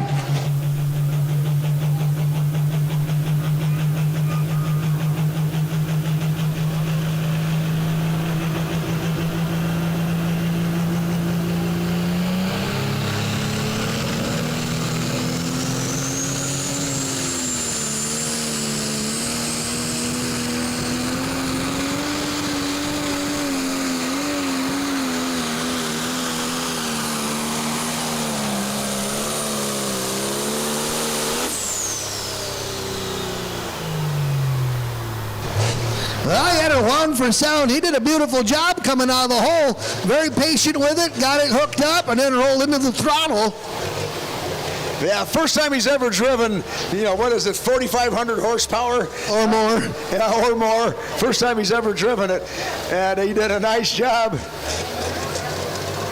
He just suffered the same fate the last 3 guys have, too, just not able to get a hold of anything off the starting line. And that's no fault of theirs by any means.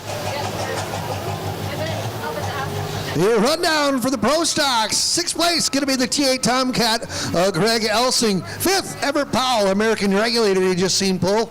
Jason Molitor in the red Cadillac in the 4th spot. 3rd, going to Ben Brinkmeyer with the Foolish Pleasure. Number 2, Randy Bader, the No Fear Deer. Your winner here in 10 Pro this afternoon, the Plain Hooky Tractor, is Dustin Hook. That is your top 5-6 of the whole class there, so good run, Pro Stocks. Well, congratulations to Dustin Hook. Nice to see him notch a win here in 2026. And congratulations. He did it convincingly. He really laid one out there, and nobody else come within shouting distance of it. Well, 50-50, folks. They're getting things all wrapped up here, but they already counted the money.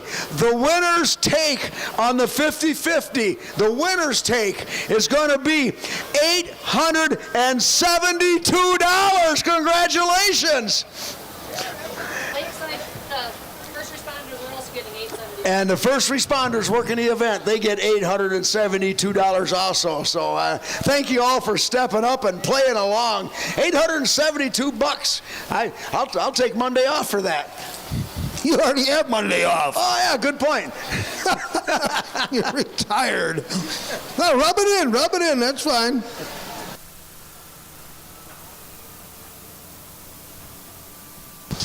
You just seen about paying attention. That's what you're doing. Well, you know, sometimes I'm too poor to pay attention. Oh, yeah, right. And there's always that other saying, too, you know, if you change your mind, I hope your new one works better. That's right, yep. Positive attitude right away.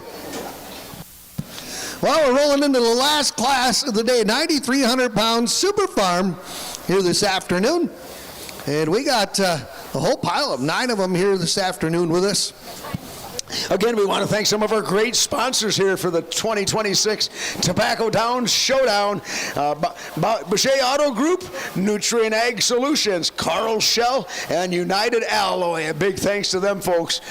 Also, Helena Agri Enterprises, Electrolytic Metal Finishing, Wilbur Ellis Ag, Utica Seed, Top Line Crop Insurance, Marianne Weilman taking care of things there, Lake Ridge Bank, the Greene County Fall Nationals, Dutton Farms, Johnson Tractor, the Willowdale Tavern, Jensen Rural Insurance, Rock Diesel, the Chopir Tap, Faith Engineering, Target Laser, Mid-States Equipment, and Hoganix. A big thanks to all them folks. You see them down on the start line, all that weight they put in for the Pro Stock tractors, now it comes out. Comes back out, reset the sled for the Super Farms. 640 cubic inch, they can run an aftermarket head, intake and exhaust manifold on them if they want, or header. 3-inch inlet, 3-inch outlet. They run a slotted charger in this class.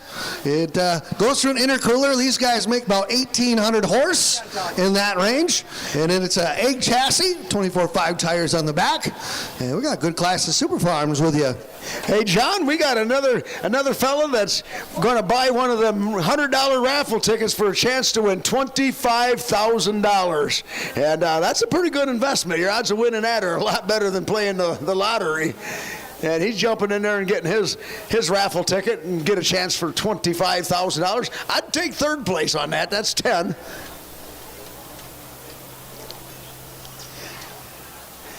We also want to thank the folks at RWM Farms, the fertilizer dealer supply. I know where that's at. That's outside Milton. I've been up there many times.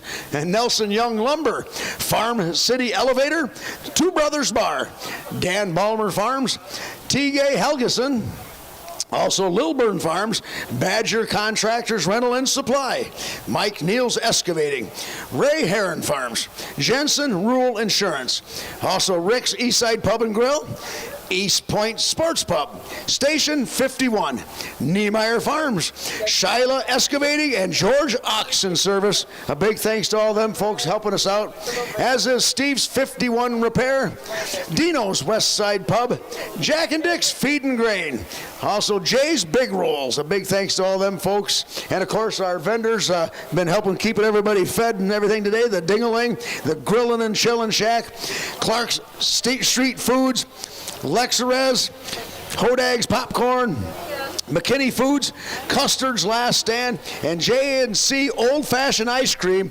And you guys keep that ice cream stand open. I'm going to be over to see you once this poll wraps up. We also want to thank the Fulton Police Department and the Edgerton Fire Department and all the first responders that came out and stood by us here today and kept us all safe. Big thanks to them folks. And we got $872 that we're going to divvy up here in a little bit. Yeah, they're getting the tickets ready for the drawing. And Dewey, Cheatham, Howe and Associates already added up all the money. Our accounting firm. They travel with us all over, you know, keep everything on the straight and narrow. Yeah, that's the House accounting firm House of the Badger State Tractor Pullers. Yes, right. Yep. Dewey, Cheatham, and how they verify all these 50-50 raffles that we do throughout the summer. Yeah, and now I'm glad we got you straightened out too. There's no difference between a CPA and a CNA. You know, took you a couple of years, but we got you. You know, the difference between them. What's the difference? A certified nursing assistant, or you know, the accountant, certified professional accountant. You know, CPA. Oh. So yeah, you've been. Oh, they're not the same. You were saying that wrong last year. I didn't know if you knew that or not. Yeah. Okay, well, CNA. See, I didn't think I could learn anything. By golly, I'm glad I got out of bed this morning. We got you going. Well, in this direction, Adam Chemnitz out of Montello. John Deere, the Poltergeist Super Farm will be the test puller in the class.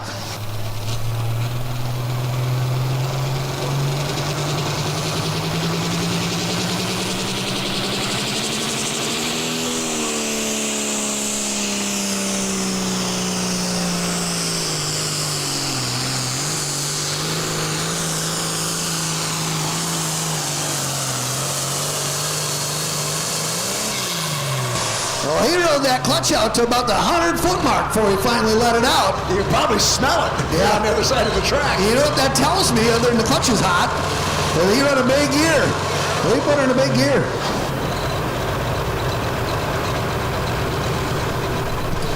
.424. 312.424.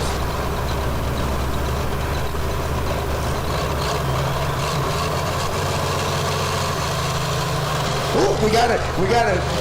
Keeping the pole. Sled set. We're good to go. 312.42. 312.42. The sled set. He's keeping the pole, and he probably almost has to, because like John was saying, he slid that clutch for 100 feet. That baby's probably pretty hot. The odds of it engaging real well on another attempt are probably minimal at best.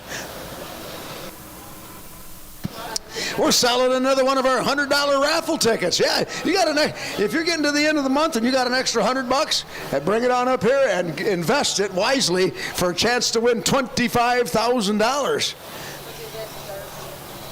I was lead ticket sales last year. You were? You like the full ticket? Woo!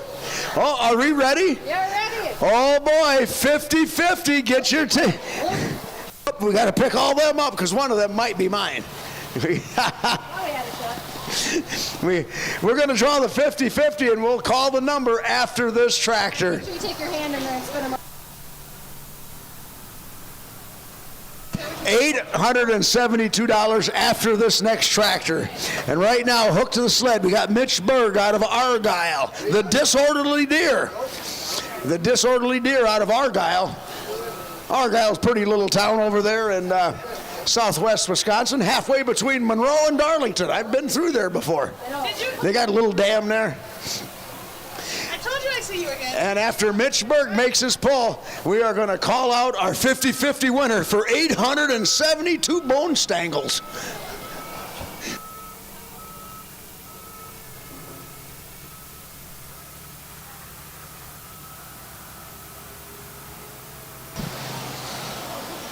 Mitch Berg, Argyle, the disorderly deer at your service. Yep, pretty looking tractor, John.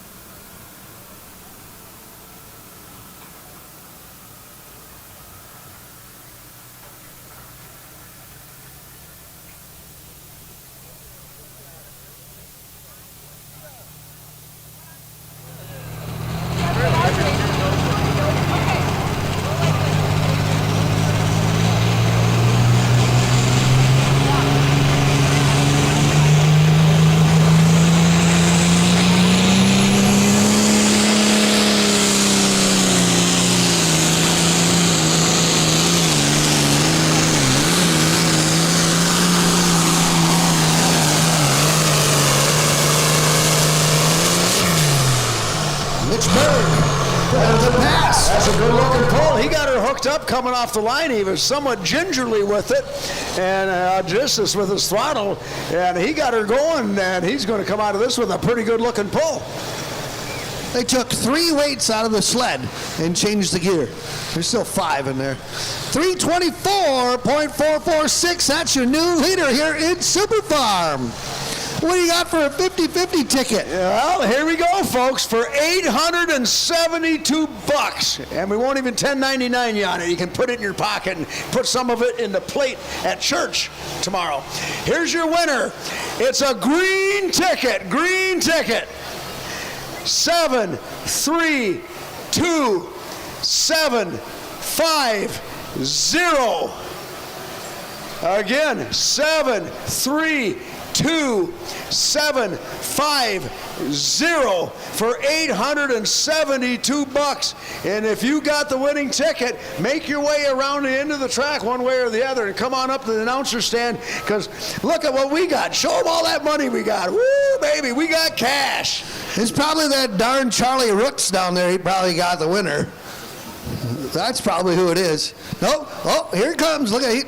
We got someone jumping up and down, doing the old hokey pokey and turning himself around. He's pretty excited. He bought more than $5 for us too, I'll tell you that. You got a lot of friends with you? Unfortunately. Well, I just like to warn you that the beer garden is right over there. If you make a single file line with your friends, you can help them out. You can be very popular. Very popular. And they got a deal going where you buy 5, you get 1 free. Yeah. 732-750. Dewey Cheatham Hound Associates have now confirmed you are the winner. It is certified. Congratulations. What's your name, sir? Mike Cheeseborough, Where are you from, Mike? Janesville, Wisconsin. All right, well, congratulations, Mike. Thank you for playing along on the 50-50 here at the Tobacco Town Showdown.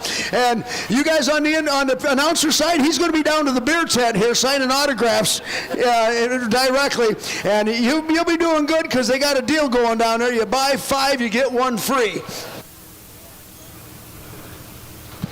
Vern Meinholz backed up to the sled, and we just pulled in Mesa Mania last night at the pull that him and his wife puts on now, and they had to sigh of relief there at the end last night. He sat with his foot up, and this guy has been through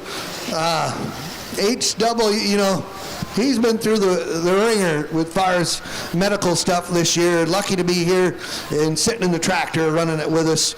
So he's getting better, still not totally up to par, but he's doing good. Glad to see him in the tractor. Laid down a good pass last night in Super Farm with us, and here today running with us. I'm sure they were up early cleaning up in Meso. Vern Meinholz, I'm hooked.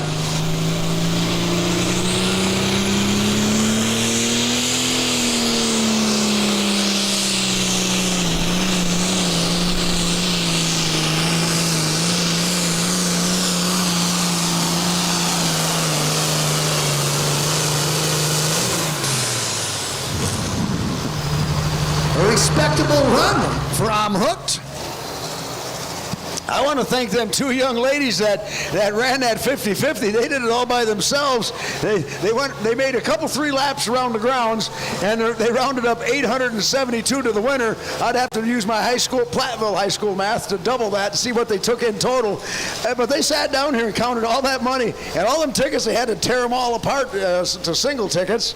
And they were up here for a good 20 minutes or so, John, getting that all sorted out. That was very nice of them, and thank you gals so much for taking care of that operation. 319.156 for Vern Meinholz. 319.156 puts him in the second spot thus far.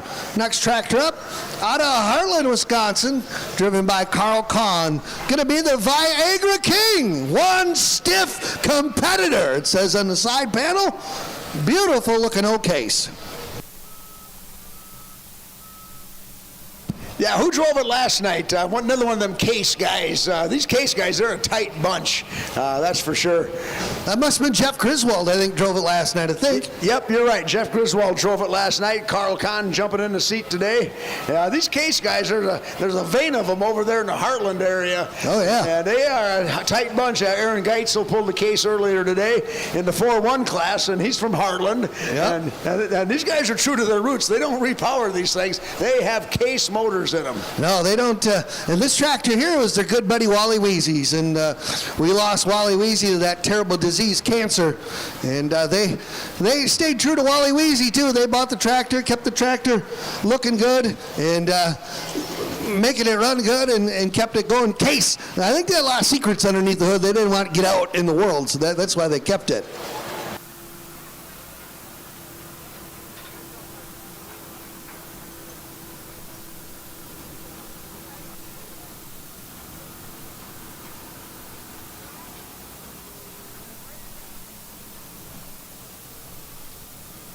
Well, he puts the sled right in the middle of the track. He's unimpressed with either sideline, and so he puts it right in the middle of the track, and we'll see how this works for him.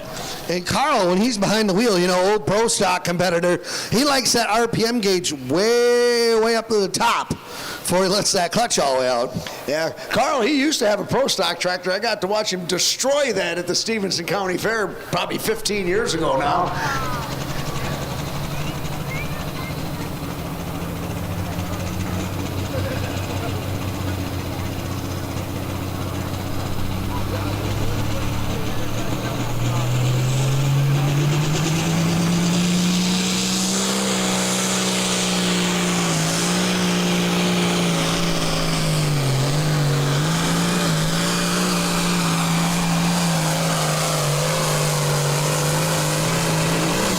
What a run! Nice run for Carl Kahn. Yeah, that's a good run for the Case. He got her hooked up out of the starting line. That was a feat that was seemingly hard to do here for several of these guys. Well, he had to go by 324 and change. Close, but no cigar. But he's smoking a lot of cigars. 326.048. He is a new leader here in Super Farm. Good run. Carl Kahn moving the leader flag up. 2 foot. How about that? We put a Case on top. Case on top. Nice to see. You know what else was nice to see, John? What? Our winner of the 50-50, he went walking by here with an armful of beer. Armful, yeah. He's got more friends here than he thought he had. He'd probably come back and get another load here. He only had 8 of them as he was going by. He probably gained a few friends while he got here. Yeah, we're friends. I mean, we're all friends, right? Look at this. Look what's coming up next, Stacy, right here. American Chaos. Oh, this is Tyler Powell. Tyler, I just met him briefly earlier today. This is Everett's other son. His one son, Trent, pulled the diesel 4-wheel drive truck earlier today, and Everett ran the pro stock. And now his other son, Tyler, also from Escalon, California, jumping into the seat of the Super Farm tractor. And I don't know if he's ever driven a Super Farm tractor. I didn't have a chance to ask him, because I was telling him, your dad won with that tractor last night. He goes, yeah, I heard. So you didn't get the scoop? Yeah. Wow. Yeah, so I missed part of it, but he was a very nice kid. He shook my hand and asked me my name. Well, yeah, 80% of it last night, yeah, so that's good enough. We'll let you pass this time. But this is the first pulling vehicle they had in the Midwest here for the Powell family, the American Chaos Super Farm. Blackburn's built the tractor. Josh Blackburn built it, and once they got the tractor done, they called Everett up and said, "Hey, we got your tractor." And Everett said, "Well, you just go ahead and pull it and break it in for me." And so Josh said, "Oh, okay, we'll get her dialed in." Well, they ended up pulling the same thing so many times. I think the second year out, they got themselves tied up in a point race, and they darn near won the point championship. Almost, yeah. They were tossing it back and forth between Josh Blackburn and Jason Vinny. Were handing it back and forth throughout the season. It come right towards the end. So I don't know if Tyler's driven this tractor before. I wish I'd have known that. I got a sneaky suspicion this is his first time, but that's just me assuming. Yeah. But these guys, they jump on an airplane, fly back and forth from California. And out in California, they've got 230 diesel 4-wheel drive trucks. That's the class where they run DOT street tires and duals on the back. We had that class here before we bumped it up to 3.6, but they got 2 of them out there that they pull all the time too. And then even when we went to 3.6, we run that way for a while until they went to the double cut 34-inch tires, and the boys voted it in. It took them about a year to get things figured out, and then once they got it figured, they're a little bummed to begin with. They were hoping for more when they switched from the dually tires to that, but then now they're very comfortable with the double cut 34-inch on them now. You know, that 030 class, John, with the DOT tires and the duals on the back. You go out into Ohio. I went to a mini rod pull during COVID at 42 Dragway out in Ohio. There was 25 of them 30 trucks there. I could not believe it. Yeah, it depends where you go. You know, cross country, they're pretty well pronounced down in the south for sure. Illinois, there's a bunch of them.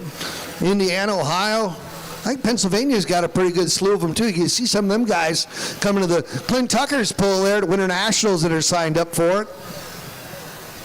All right, this is Tyler Powell out of Escalon, California, the American Chaos John Deere. Now, we've already had a couple of guys that won last night win today. This tractor was a winner last night with Everett behind the wheel. Now his son Tyler getting in the seat. We'll see if this tractor can be a double up guy. That's hard to do, especially with two different drivers on top of it. It is hard to do, yeah. He's giving him some last instructions there. Got a pedal clutch in it, by the way, it looks too, so he's not used to pedal clutch. Probably used more a little slipper clutch deal.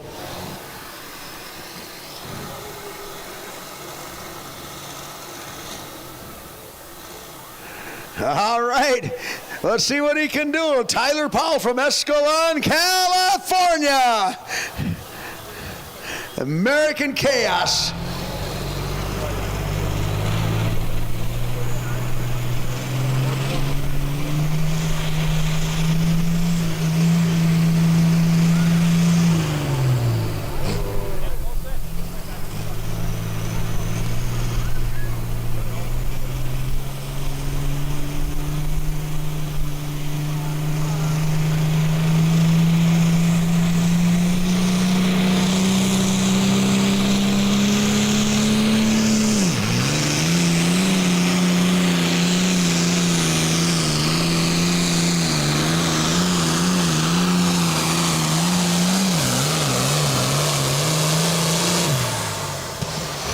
That, I think, was his first time. Yeah, I gotta believe it's his first time, even though I don't know it for a fact. But he wound up and he just dumped the clutch. You seen that off the start line. There wasn't no slip in the clutch. He just dumped her.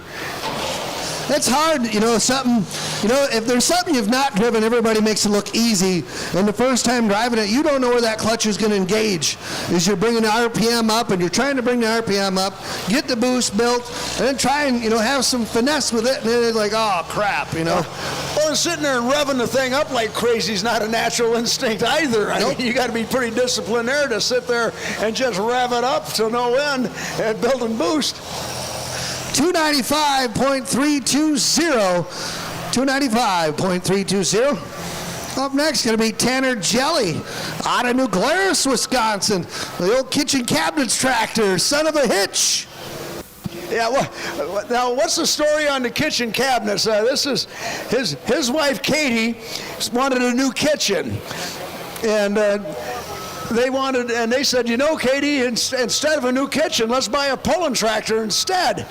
And Katie's, well, how am I going to get my new kitchen? And they told her, with all the money we're going to win tractor pulling, we'll be able to buy you a new kitchen. Well, they've been pulling tractors for several years now, and Katie's kitchen's made out of stuff from IKEA, and it's all laminate. So she had old cabinets. Nope.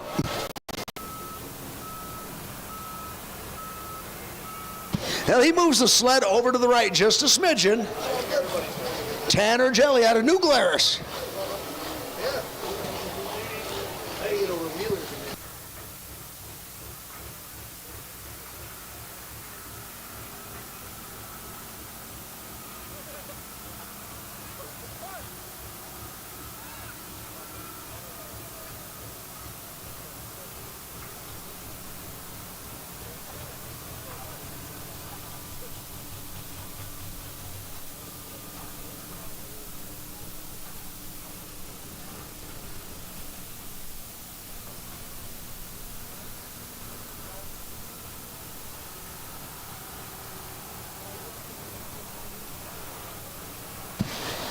Another one of the pullers getting last-minute instructions there, John, up on the fender.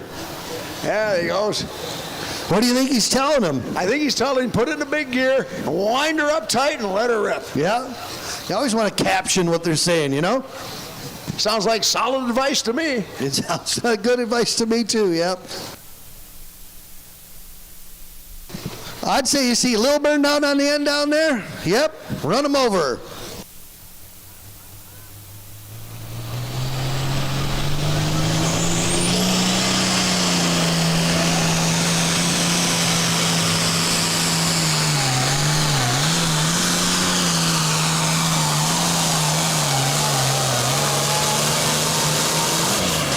Nice hole shot, very nice hole shot for Tanner Jelly.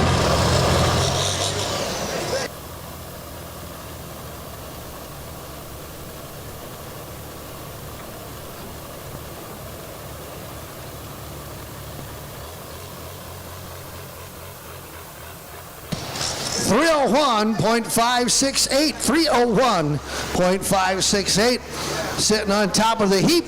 So far, Carl Kahn with his 326 and change run, with 3 more to go here in Super Farm.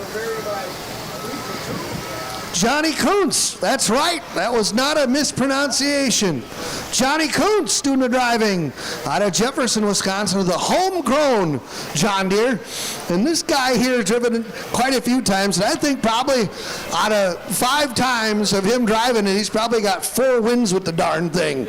Today's a nice day. He does a great job, Johnny Kuntz. He can drive about anything. Johnny used to drive Super Farm for a long time. His tractor was a Super Farm. He used to run Badger State all the time, and then the Pro Pulling League, the old Champions Tour circuit. He got points championships in both, and this is a guy that can wheel about anything, that's for sure.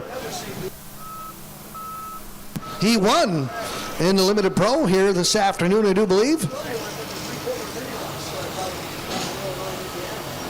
Done good on the Fent High Stakes circuit as well. He got a couple wins and, top 3s on that circuit as well. So definitely a man get the job done here. John Hollywood Kuntz.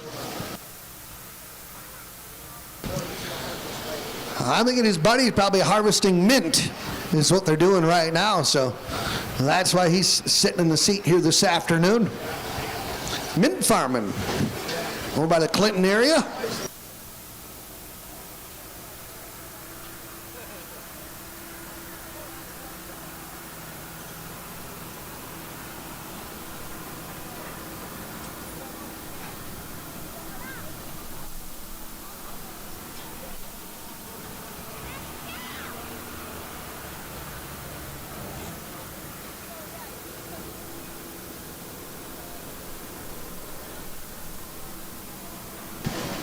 What a beautiful afternoon here for a pull. Great seating, great food, great refreshments.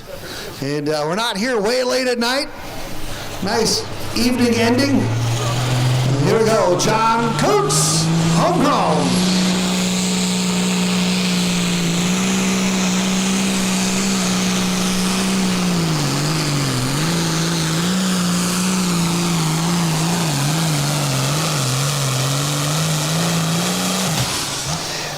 Trip Downing's tractor, he must be harvesting mint. Mint, yep. Yeah, he got a mint farmer down there east side of Janesville, Clinton area, yep. And they're probably heavy in it right now. Yeah, that must be a labor-intensive crop because he misses a lot of pulls when the harvest starts. He does, yeah. Well, he leading distance 326. What do you get? 327.408. Moving it up. New leader here in Super Farm. Well, like I said, last 5 times Stacy drove the tractor, I bet he got 4 wins with the darn thing. Yeah, that tractor was our point champion last year, and I believe they had 4 different drivers in the seat at any one point last year. Yeah. So you know what that means? You know what that tells me?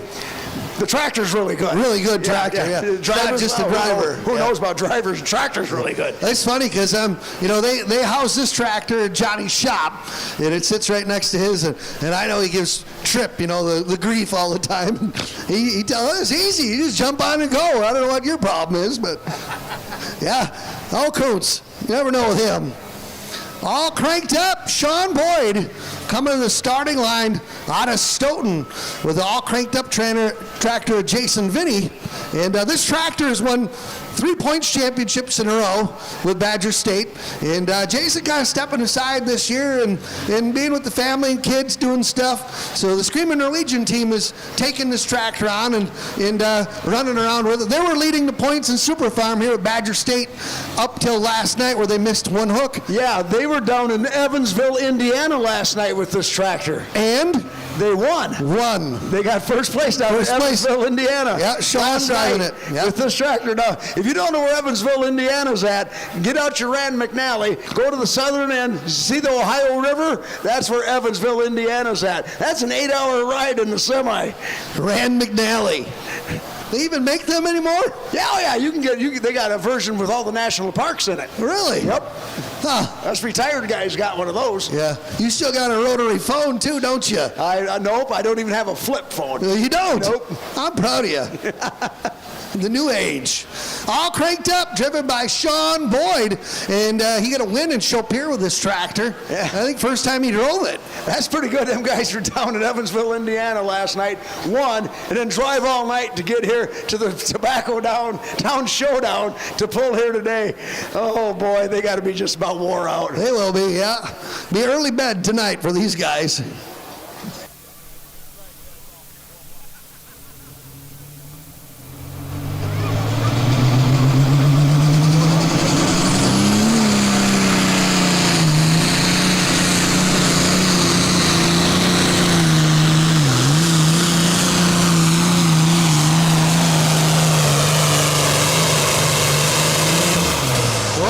That's going to be too close to call, but what a whale of a run.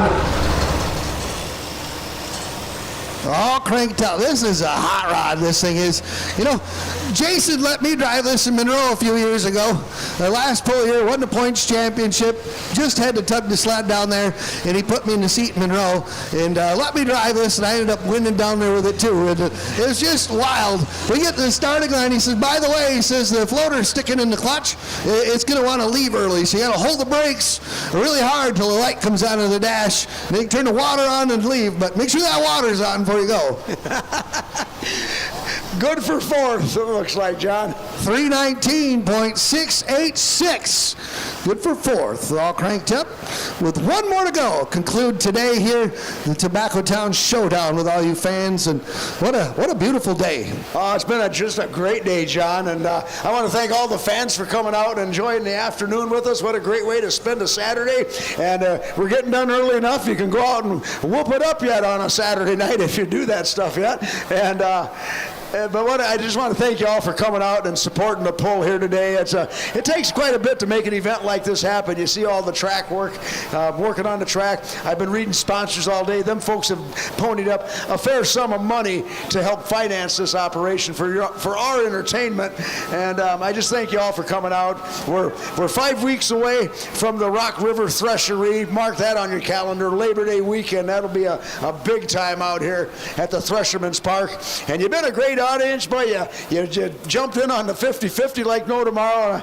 And John, I thank you for dragging me along up here today. It's been fun. I'm glad you come with all weekend. This is a lot of fun. You and I never really get a chance to ride along with one another and announce, and it's more fun when we're together doing this. So I'm glad you came too. Well, somebody's got to keep you honest, otherwise you start exaggerating things. I know, yeah. You reel me in a little bit. Reel me in. Dan Castenson, the G1000, Minneapolis Molino 8.3 Cummins laying between the frame rails.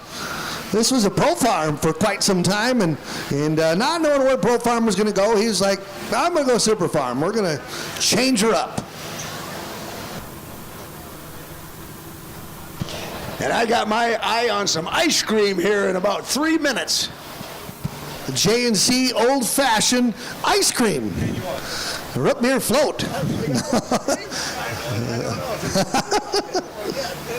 We also want to thank Tower Sound. They come and set the sound system up at a lot of our events, and they're top notch. And they've come to more of our events, and we can't thank them enough for helping us out and getting a good sound system for all you fans too. Yeah, we are spoiled with the folks at Tower Sound. Gary, our sound engineer here today.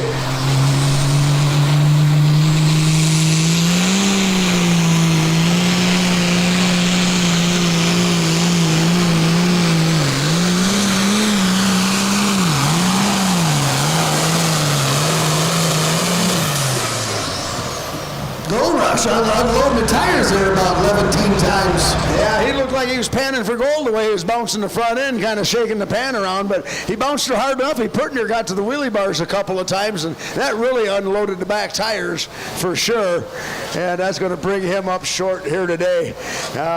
Anyway, that's going to wrap the poll. John will give you the complete and final rundown here. Here we go as such. Dan Castenson with 293.212 that just pulled here in 9th. Tyler Powell, American Chaos, in 8th. 7th is Tanner Jelly with Son of a Hitch. 6th, Adam Kimnitz with Poltergeist. I'm Hooked. Vern Meinholtz taking the 5th spot. Sean Boyd, all cranked up, in 4th. Mitch Berg, the Disorderly Deer, in 3rd. Carl Kahn, the Viagra King, one stiff competitor, number 2 here today. And your winner, 300-pound Super Farm, the homegrown, driven by Johnny Coots. So that is your rundown of Super Farm here this afternoon. And thank all your fans for coming out. Grab something to eat on